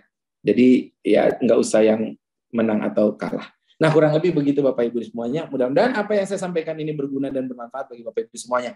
Apa yang saya sampaikan tidak ada lain, tidak ada bukan, dan tidak bermaksud lain kecuali saya ingin Bapak Ibu semua jadi orang sukses. Saya ingin Bapak Ibu semua jadi orang luar biasa. Saya ingin Bapak Ibu jadi orang strong, jadi orang kuat, agar bisa menaklukkan dunia, agar bisa menjadi orang sukses luar biasa dunia akhirat. Bila taufiq wal hidayah, saya kembalikan kepada MC-nya. Assalamualaikum warahmatullahi wabarakatuh. Waalaikumsalam warahmatullahi wabarakatuh. Oke. Masya Allah. Terima kasih banyak, Coach. Ini materi ini luar biasa banget. Saya lihat ada 138 teman-teman yang hadir di Evapora ini anteng ya, nggak ada yang berubah. Karena ini materi sangat luar biasa dan ini materi sangat fundamental banget apa yang disampaikan sama Coach Fitra tadi ya. Saya juga nyimak dari pertama tadi, wah ini Ini kelas mahal ini. Ini materi mahal banget dan teman-teman beruntung banget ya yang malam hari ini bisa hadir di kelas ini dan kita lanjut pendalamannya Coach ya untuk tanya jawab. Tapi sebelum saya jawab sih tadi saya mungkin sedikit highlight ya apa yang disampaikan sama Coach Vita tadi. Ya memang resilience atau passion atau sabar itu memang sesuatu yang sangat apa ya sangat fundamental sekali. Mungkin sama seperti Coach Fitra ya, tadi ngomong nyinggung usianya 40 sama nih kita nih golongan 40. Itu memang beda waktu kita masih ini Coach ya, masih ya umur 30 gitu. Itu ketika masih orang Jawa bilang kembungsung gitu ya. Maksudnya kita itu nggak sabar, I want it now, I want it now. Aku pengen sekarang, aku pengen sekarang cepet buru-buru dan sebagainya. Tapi setelah kita kemudian menjalani kehidupan, menjalani pekerjaan dan sebagainya, ketabrak, jatuh, macam-macam dan sebagainya. Akhirnya kita nyimpulin sama tadi sama Coach Vita tadi itu. Ya memang harus sabar gitu ya, nggak perlu yang kita buru-buru pengen cepat sukses, buru-buru yang ini terus kemudian nggak sabar menghadapi realita yang ada gitu ya. Ya harus langsung banyak meledak. Enggak. Teman-teman bisnis ini jangan panjang ya. Jadi teman-teman jangan habis energinya di depan terus kemudian ngedown selesai gitu ya. Gitu. Baik, Coach. Tadi juga Coach Fitra menyinggung tentang tentang hal-hal yang mencuri waktu ya seperti notifikasi dan sebagainya. Itu benar banget teman-teman. Ya mungkin teman-teman ngomong, oh ini Mas Tari juga sama Coach Fitra juga aktif juga di media sosial. Ya aktif, tapi kita produktif gitu. Maksudnya kita buat konten. Bukan kita penikmat konten gitu ya. Kalau udah kejebak nyekrol habis itu pencuri waktu yang sangat luar biasa. Betul sekali tadi ya teman-teman. Kalau nggak bikin konten di TikTok, mending jangan bikin akun TikTok gitu ya. Benar. Jadi pastikan Anda menjadi produsen bukan konsumen di era media seperti ini. Terus tadi Coach tadi juga ngomong tentang olahraga ya. Ini betul sekali teman-teman, olahraga itu penting banget ya. Apa gunanya kalau kita kaya atau apa tapi sakit-sakitan gitu. Sakit-sakitan, betul banget. Iya. Sederhana ya, grit ya, konsisten tapi tetap kita lakukan gitu ya. Nggak usah yang tadi yang olahraga kompetisi kalau yang usia 40 tahun kayak saya paling saya kompetisi main PS saja sama anak saya gitu. Tapi kalau olahraganya ya paling renang, jogging gitu. Iya, nah itu. Iya. Baik teman-teman, silakan teman-teman kalau ingin bertanya kita kasih kesempatan untuk bertanya langsung sama Coach Fitra. Ini kesempatan yang sangat langka sekali buat teman-teman. Ya, silakan. Coba saya cek di kolom chat. Bisa chat, bisa langsung raise hand. Nanti insya Allah sama teman-teman akan dari studio akan di highlight untuk bisa dimasukkan ke panelis dan bisa bertanya langsung sama Coach Fitra Jayasale. Oke, kita coba lihat-lihat di kolom chat. Ini Coach. Ada dari Darius, Mas Darius. Coach izin bertanya, bagaimana cara menjaga keseimbangan emosional dan mental dalam situasi menekan atau mungkin situasi yang tertekan gitu, situasi bukan? Ya. Gimana Coach? Ya. Bagaimana sih menjaga keseimbangan emosional dan mental pas dalam kondisi yang sulit atau tertekan gitu? Iya, bagus. Ada buku bagus sekali, judulnya The Law of Mental. The Law of Mental ini menjawab pertanyaan tadi. The Law of Mental ini ditulis oleh Brian Tracy. Dia menuliskan 6 hukum kekuatan mental agar mental kita itu tetap kuat, mental kita tetap bagus dalam tekanan. Dalam tekanan. Saya hanya menyampaikan 1 aja ya, nanti kalau saya menyampaikan 6, kita jadi tambah 2 jam lagi nih. Berarti harus ada edisi selanjutnya nih. Waduh. Iya. Jadi salah satu hukum yang pertama, ada 6 hukum. Hukum yang pertama dia mengatakan tentang hukum sama seperti yang disampaikan oleh Covey di dalam buku 7 kebiasaan orang produktif, bahwa hukum yang pertama fokus pada hal-hal yang bisa dikontrol. Hal-hal yang bisa dikontrol. Jadi begini maksudnya. Jadi ini agak berbeda dengan Covey, tapi isinya sama. Brian Tracy mengatakan bahwa di dalam kehidupan kita, semua yang terjadi dalam kehidupan kita ini ada hal-hal yang bisa kita kendalikan dan ada hal-hal yang tidak bisa kita kendalikan. Ya. Hal-hal yang tidak bisa kita kendalikan itu disebut event. Event itu kejadian. Ini kita nggak bisa kendalikan. Tapi ada hal-hal yang bisa kita kendalikan, yaitu respon. Respon kita terhadap apa yang terjadi. Nah, kalau orang itu mau supaya mentalnya itu bagus, mentalnya itu seburuk apapun kejadian, seburuk apapun yang terjadi, itu mau mentalnya bagus, dia harus fokus hanya kepada respon yang dia akan berikan atau respon yang bisa dia berikan. Dan mencoba mengabaikan semua kejadian. Jadi kejadian itu nilainya 0. Kejadian itu tidak ada yang namanya kejadian negatif, sesuatu yang menimpa kita, tidak ada yang namanya kejadian negatif dan tidak ada yang namanya kejadian positif. Kejadian is netral, event is netral. Dia tidak ada yang positif, tidak ada yang negatif. Yang ada nilainya itu adalah respon. Ada respon positif, ada respon negatif. Jadi kejadian itu sama. Mungkin buruk, mungkin baik.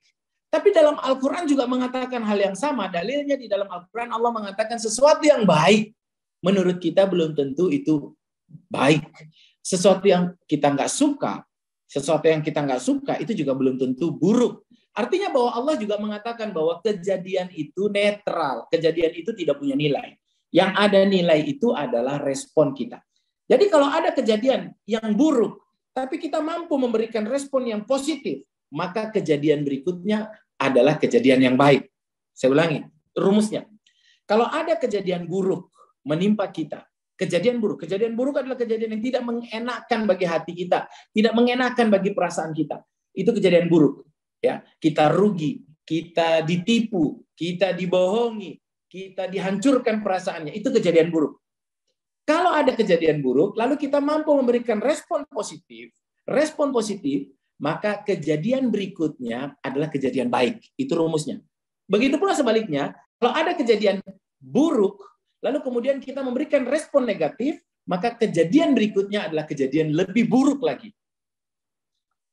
Kalau ada kejadian baik, lalu kita memberikan respon positif, maka akan ada kejadian lebih baik lagi. Boleh dicatat. Dan kalau ada kejadian baik, lalu kemudian kita respon dengan respon yang negatif, maka kejadian berikutnya adalah kejadian buruk. Wah, ini rumus matematikanya. Saya kasih contoh. Misalnya begini, misalnya saya lagi naik motor lah gitu. Saya lagi naik motor di jalanan. Ngeng. Lalu lampu merah, saya berhenti. Lampu merah. Saya merespon lampu merah, saya berhenti. Tiba-tiba ada mobil di belakang seruduk saya. Jeder, saya ditabrak dari belakang. Motor saya ketabrak. Saya ditabrak, itu kejadian. Saya nggak bisa mengendalikan itu, karena itu di luar kendali saya. Itu saya nggak bisa kendalikan itu. Lalu saya punya dua pilihan respon. Respon positif dan respon negatif. Yang barusan terjadi adalah kejadian buruk. Yang kita rasa buruk. Tapi Allah bilang, itu belum tentu buruk bagi kamu. Itu kejadian buruk tadi. Kita rasa itu buruk. Lalu saya punya dua respon, positif dan negatif. Saya kalau memilih respon positif, atau saya memilih respon negatif dulu, saya turun dari motor saya langsung balik, saya pandang itu yang punya mobil. Saya bilang, punya mata nggak sih? Matamu ditaruh di mana? Turun kamu. Wah, langsung saya ajak berantem. Orangnya turun, kita berantem habis-habisan, ditangkap, dibawa ke polisi, urusannya jadi rame, harus ngeluarin duit karena saya mukulin orang, jadi panjang. Akhirnya kejadian berikutnya jauh lebih buruk lagi karena respon saya tadi buruk. Tapi kalau misalnya saya ditabrak, jeder, kejadian buruk, saya nggak suka. Tapi kemudian saya tarik napas panjang-panjang. Ya Allah, ampuni saya, ini saya banyak dosa ini kayaknya ya. Saya coba respon positif. Saya turun dari motor, kan senyuman, saya minta maaf, saya bilang, Pak, Bu, ngapunten, mohon maaf, ini nggak apa-apa bapaknya, nggak apa-apa ibunya, kok saya mohon maaf, saya di sini, gitu. Terus pasti orangnya turun, wah, mohon maaf, kami yang salah, kami yang begini, wah, kita jadi baik. Tak taunya, misalnya, nggak taunya, ternyata bapak itu adalah seorang investor yang uangnya banyak sekali, yang dia sedang mencari pengusaha siapa yang mau investasikan uang, nah, gitu ceritanya ya, kayak di FTV. Terus karena saya baik, akhirnya saya diinvestasi uang, wah, akhirnya saya jadi kaya raya, wah, begitulah hayalan saya. Jadi teman-teman semuanya, itu karena saya merespon dengan positif, ya. Nah, jadi dalam Al-Quran itu dalam surah Ar-Rahman ayat ke-60, ya, Allah bilang hal jazaul ihsan illal ihsan. Dan tidak ada respon yang positif kecuali akan dibalas dengan hal yang positif juga. Dan tidak ada perbuatan baik kecuali pasti akan dibalas dengan perbuatan baik pula. Maka tugas kita, apapun kejadiannya, keyakinan kita. Tadi pertanyaannya, bagaimana supaya kita, apapun kejadiannya, rumusnya, ingat rumusnya. Kalau respon positif, pasti kejadian berikutnya kejadian baik. Nah gitu. Kalau respon negatif, berarti kejadian berikutnya pasti kejadian buruk. Nah itu pilihan bagi kita. Itu pilihan bagi kita. Tinggal kita mau milih yang mana. Mau milih kejadian berikutnya baik apa buruk. Itu pilihannya. Maka abaikan kejadian. Gak boleh perasaan kita ditaruh di kejadian. Fokus pada respon. Kekuatan pikiran kita fokus hanya pada respon. Respon apa yang akan kita berikan. Kalau kita memberikan respon positif, sekali lagi rumusnya, kejadian berikutnya adalah kejadian baik. Jadi tidak ada namanya kejadian atau kejadian negatif. Kejadian itu tidak punya nilai. Yang punya nilai adalah respon. Itu hukum yang pertama disampaikan oleh Brian Tracy dari 6 hukum supaya kita punya mental yang kuat, supaya kita bisa selalu bersikap baik, supaya kita bisa selalu menjadi orang yang fokus kepada respon kita, memberikan respon yang positif, maka kehidupan kita akan selalu positif. Dalam kehidupan kita selalu ada hal-hal yang tidak kita suka, selalu ada hal-hal yang kita suka dan kita tidak suka. Tapi yang harus kita lakukan adalah menjaga mental kita, menjaga respon kita selalu positif. Kurang lebih begitu mungkin salah satu hal yang bisa kita dapatkan. Ya. Thank you, Coach. Satu poin tapi luar biasa sekali ya teman-teman tentang respon. Ya emang kayak gitu, kita nggak bisa ngontrol apa-apa, yang bisa kontrol ya respon kita yang bisa kita lakukan. Oke, ini ada Mas Syarif Hidayatullah ini ini tim atau penanya ya? Halo? Apa itu? Ini apa namanya Mas Syarif Hidayatullah ini tim Evapora atau peserta yang tadi saya kalau lupa. Soalnya Mas Priyo udah keluar sudah Priyo. Baik, silakan teman-teman yang ingin bertanya bisa raise hand, nanti akan dimasukkan ke panelis sama teman-teman di studio, nanti bisa bertanya langsung sama FJS. Ya kalau belum ya kita gali yang ada di ini Coach ya, yang ada di kolom Q&A atau di chat. Wah ini sebentar. Ini ada Habibah Melina, ada pertanyaan menarik. Apakah sama antara ketakutan-ketakutan tadi itu dengan overthinking? Bagaimana cara membedakan? Oh, iya. Apa sih overthinking? Beberapa orang salah dalam mengidentifikasi atau mendefinisikan overthinking. Banyak orang berpikir bahwa overthinking itu adalah banyak berpikir. Bukan, overthinking itu bukan banyak berpikir. Kita itu wajib berpikir.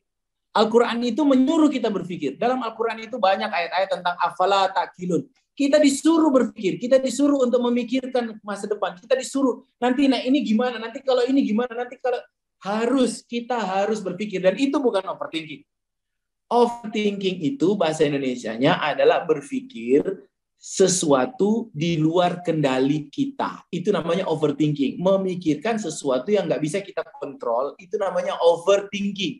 Ya, nanti kalau hujan gimana? Ya kita harus dipikirkan. Kalau hujan berarti kita kendalikan. Oh, kita harus bawa payung. Yang harus kita pikirkan adalah apa yang kita kendalikan. Itu berthinking, dan itu harus. Dan itu harus berpikir jangka panjang. Bahkan bukan hanya di dunia, sampai ke akhirat. Kata Rasulullah, orang cerdas itu yang berpikirnya sampai di akhirat. Itu harus. Itu bukan overthinking. Overthinking itu memikirkan, nanti orang bilang apa. Itu overthinking. kok yang dipikirin omongan orang, kita nggak bisa kendalikan omongan orang kok dipikirin. Itu overthinking. Jadi overthinking adalah berpikir sesuatu yang kita nggak bisa kontrol, kita nggak bisa kendalikan. Itu makanya disebut over. Over itu artinya kelebihan, tapi bukan kelebihan kebanyakan. Oh, beda dalam bahasa Inggris. Ada kata-kata dalam bahasa Inggris yang kita serap, mungkin banyak yang salah paham. Misalnya saya kemarin juga membetulkan, ada teman saya yang bicara tentang kalau mau kaya katanya harus saving. Padahal menabung itu nggak membuat kaya gitu.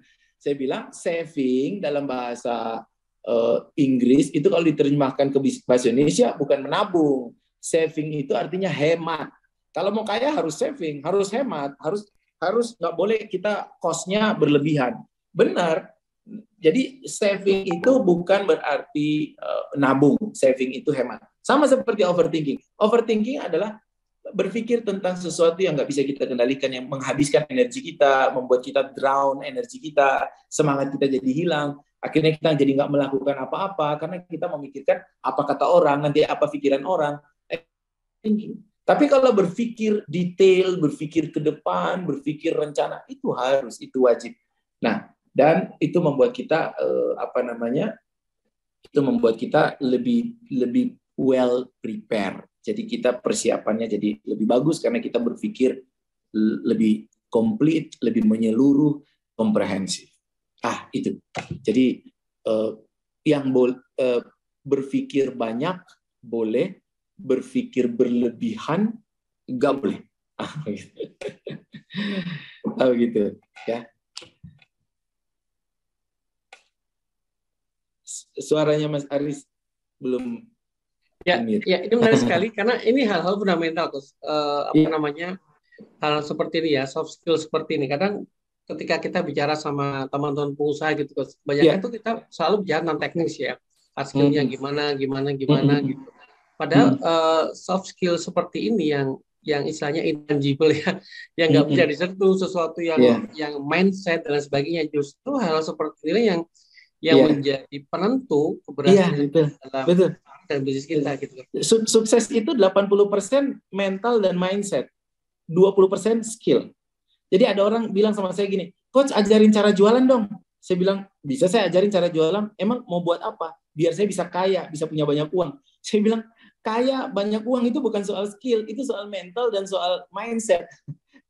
Jadi lu harus belajar mental dan mindset lebih banyak. Karena banyak kok orang yang ikut seminar tentang cara jualan, tapi pulang dia nggak mempraktekkan, mentalnya nggak bagus, mindsetnya nggak bagus. Gitu. Jadi Coach Aris kalau bikin seminar, bikin kelas-kelas misalnya belajar tentang CRM misalnya, belajar tentang customer experience, itu nanti bisa dilihat berapa orang yang mempraktekkan, berapa orang yang enggak. Permasalahan mereka adalah di mentality, di mindset, di bagaimana self-resilient, ketekunan, kedisiplinan. Itu yang membedakan kesuksesan orang sukses dan enggak di situ. Hal-hal yang kita bilang fundamental itu, mendasar itu. Ya, Coach, ini ada pertanyaan menarik dari Mbak Amanda. Ya, ini menarik sekali. Beliau bertanya, Coach, bagaimana cara mengidentifikasi dan memanfaatkan kekuatan internal kita dalam menghadapi tantangan? Maksudnya mungkin ini self awareness ya, tahu kekuatan internal kita, dan banyak juga Coach ya mungkin yang orang malah nggak tahu nih, sebenarnya kekuatan kita itu apa sih? Iya. Ini bagaimana Coach? Mungkin Coach bisa sedikit menjelaskan secara singkat gimana sih kita bisa secara teknis mengidentifikasi kekuatan internal kita dan itu untuk kemudian kita gunakan untuk menghadapi tantangan. Iya, bagus sekali. Sekarang sudah banyak alat-alat teknis, implikatif, aplikatif, psikologi terapan untuk membaca kemampuan dan kelemahan kita, kelebihan dan kekurangan kita. Pakai aja alat-alat yang sudah ada itu. Ada Stephen, ada MBTI, dan itu sudah terbukti walaupun tidak absolut kebenarannya, tapi dia 80% ke atas itu benar. Ada DISC, ada apa lagi ya? Ada banyak sekali alat-alat untuk membaca kekuatan dan kelemahan kita dalam, bisa kita tanya sama orang tentang diri kita untuk mengetahui diri kita kelemahan dan kelebihannya apa. Tapi alat yang paling aplikatif dan yang paling sekarang paling paling mendekati akurat itu sudah banyak sekali gitu. Jadi untuk membaca, mengetahui tentang kekuatan dan kelemahan kita. Ada apalagi itu namanya tuh Personality plus kan? Personality plus, betul, ada itu. Iya. Ada banyak ya, banyak sekali. Dan Iya. saya sarankan kepada Mbak Amanda ini ya orang ya, bukan sejenis brownies. jadi ini saya sarankan untuk coba ikut itu, tes itu, dan itu butuh banget. Jadi gini, saya tuh pernah suatu ketika ada orang tuh nelpon saya, dia agak sedih, dia hancur perasaannya karena dia dihina. Dia dihina secara mental, secara fisik. Dia dihina, dia direndahkan, dia dianggap tidak mampu. Lalu saya harus ngomong memulihkan keadaan mentalnya mungkin sekitar 1 jam. Saya ngomong, dan kesimpulannya adalah bahwa tidak penting pendapat orang tentang kita, itu nggak penting. Yang paling penting adalah pendapat diri kita tentang diri kita sendiri, itu jauh lebih penting. Itu the law of awareness, hukum mengenal diri kita. Karena kalau kita nggak mampu mirroring, atau kita salah dalam melihat diri kita, itulah yang menjadi penyebab kita hancur. Misalnya saya kasih contoh begini. Saya bertanya misalnya kepada teman-teman yang menyimak, saya bertanya, di sini ada nggak teman-teman yang merasa merasa dirinya itu orangnya nggak bisa megang duit atau orangnya boros? Ada nggak teman-teman? Kalau ada, boleh ketik atau boleh di komen yang merasa dirinya itu kalau megang duit banyak itu suka belanja. Ada. Nah, itu misalnya Bu Habibah. Apakah Bu Habibah merasa kalau megang uang banyak, megang uang itu jadi boros? Bu Indah juga merasa. Mau nggak saya ubah? Mau nggak supaya tidak boros? Caranya sederhana. Kalau saya tanya kayak gitu lagi, jangan dijawab. Kenapa ibu boros? Karena ibu jawab ada. Ibu jawab saya. Karena ketika ibu merasa dan ibu percaya bahwa saya orangnya boros, maka itu yang terjadi. Kita memberikan approve, kita memberikan izin kepada diri kita untuk boros, karena kita merasa bahwa memang diri kita boros. Jadi ketika kita merasa, aku tuh memang orangnya kalau pegang uang banyak, aku tuh boros. Maka ketika kita pegang uang banyak, maka kita jadi boros. Karena kita mengizinkan diri kita untuk boros. Karena kita berpikir bahwa diri kita tuh boros. Nah, itu namanya kita pendapat tentang diri kita sendiri mempengaruhi. Saya tanya kepada orang misalnya, siapa di sini yang merasa suka, bener coach, siapa di sini yang suka menunda-nunda? Ada yang angkat tangan. Saya bilang, mau nggak supaya nggak menunda? Kalau saya nanya gitu lagi, jangan angkat tangan ya. Kenapa kamu suka menunda-nunda? Karena kamu merasa dirimu orangnya yang muda atau suka menunda-nunda. Maka itu terjadi. Harus kamu rubah. Kamu pikirkan yang sebaliknya. Kamu pikirkan yang opposite-nya. Saya adalah orang yang disiplin. Saya adalah orang yang disiplin. Jadi nggak penting pendapat orang tentang diri kita. Yang paling penting adalah pendapat diri kita tentang diri kita sendiri. Jadi kalau kita percaya bahwa diri kita adalah orang yang gak disiplin, maka itu yang akan terjadi pada diri kita. Disinilah berlaku hadis qudsi ketika Allah Subhanahu Wa Taala mengatakan, Ana indadzon abdi bihi. Saya sesuai dengan persangkaan hamba. Maka ketika kita berpikir bahwa aku tuh orangnya tuh gak bisa kalau ngomong di depan umum, maka itu yang terjadi. Jadi teman-teman semuanya, maka mulailah hal-hal positif untuk melawan perasaan negatif kita. Tuliskan, lalu bacakan, dizikirkan setiap hari 100 hari atau 100 pagi gitu ya, 3 bulan, ditempel, lalu bila perlu dibacakan. Saya adalah orang yang positif, saya mengizinkan uang datang kepada saya. Saya mengizinkan uang 1 miliar tahun ini. Saya mengizinkan kekayaan untuk hadir dalam kehidupan saya. Saya mengizinkan diri saya untuk menjadi kaya. Saya mengizinkan saya untuk sehat. Saya sehat. Saya bahagia. Gitu, lakukan itu. Walaupun nanti kalau dilihat sama suaminya atau dilihat sama istrinya, kayaknya udah gila dia ya.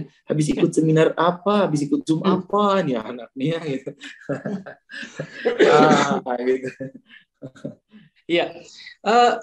Masih terima kasih banyak kok tadi penjelasan sangat luar biasa sekali ya teman-teman. Memang saya juga punya pengalaman ya kesalahan banyak mendengar opini orang lain gitu ya.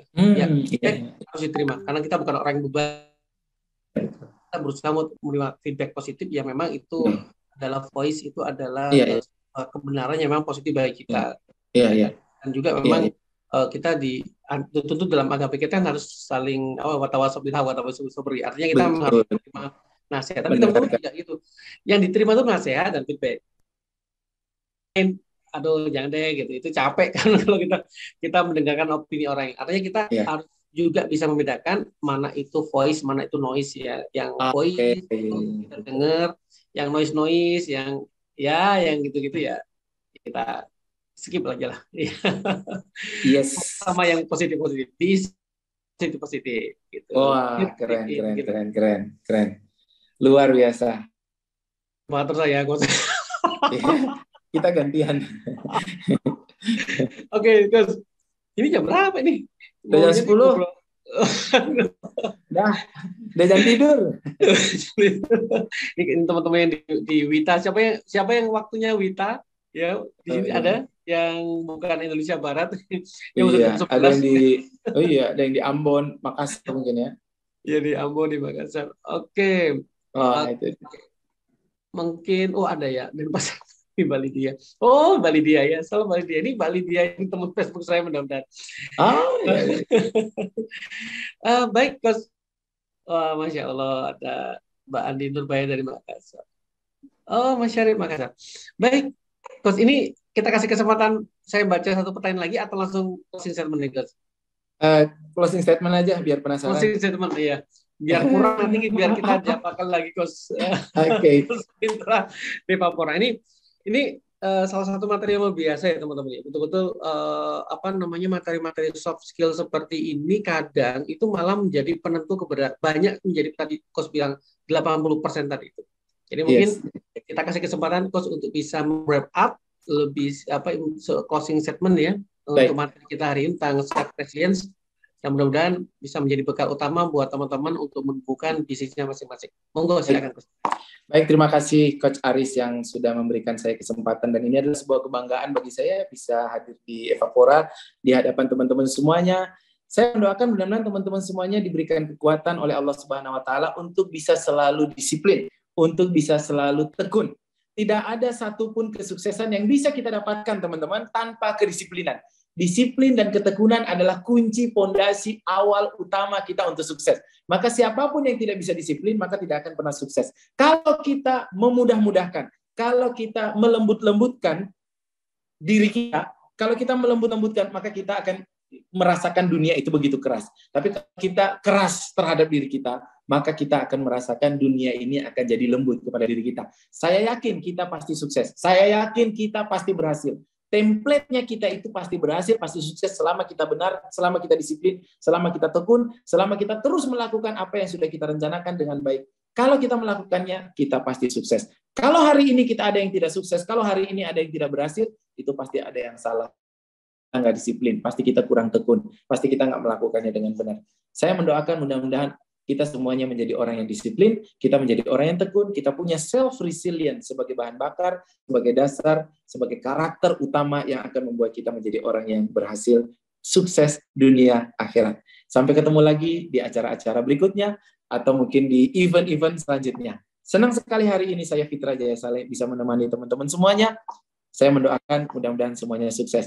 Selamat tidur, selamat istirahat, mudah-mudahan besok harinya lebih baik daripada hari kemarin. Billahi taufiq wal hidayah. Assalamualaikum warahmatullahi wabarakatuh. Waalaikumsalam warahmatullahi wabarakatuh. Terima kasih banyak, Coach Fitra. Powerful banget, teman-teman. Teman-teman, bagi teman-teman yang masih punya kesempatan, silakan ketik di komentar ya apa yang mau menyampaikan apa ke Coach Fitra, ucapan terima kasih apapun juga Coach Fitra, silakan tulis di komentar ya. Supaya kita bisa mendapatkan keberkahan dari guru-guru kita. Baik, Coach Fitra, terima kasih banyak atas waktunya. Semoga Coach Fitra selalu dijaga Allah, Amin. Selalu sukses terus gitu ya. Energinya yang luar biasa, semangatnya luar biasa dari awal tadi sampai sekarang ini energinya luar biasa. Dan teman-teman mau tahu ya sebagai pembicara, energi di offline sama online ini beda. Kalau orang bisa on 1 jam lebih di online itu powernya luar biasa banget. Kalau di offline biasa lah gitu ya, seharian pun kita ini. Tapi kalau di online ini saya lihat Yes, Kan luar yes. biasa banget ya di sesi online ini, masih powerful dari awal sampai akhir. Baik teman-teman semuanya, terima kasih banyak atas kehadirannya. Kita akan hadir lagi di sesi Evapora tiap Jumat malam ya teman-teman, di Evapora Talks, series Evapora Talks, dan bersama dengan para expert yang akan kita hadirkan untuk teman-teman UMKM semuanya di Indonesia. Kita akhiri sesi ini dengan bacaan hamdalah. Alhamdulillahirrahmanirrahim. Kita tutup dengan doa penutup majelis. Subhanakallahumma wa bihamdika asyhadu an la ilaha illa anta astaghfiruka wa atubu ilaik. Assalamualaikum warahmatullahi wabarakatuh.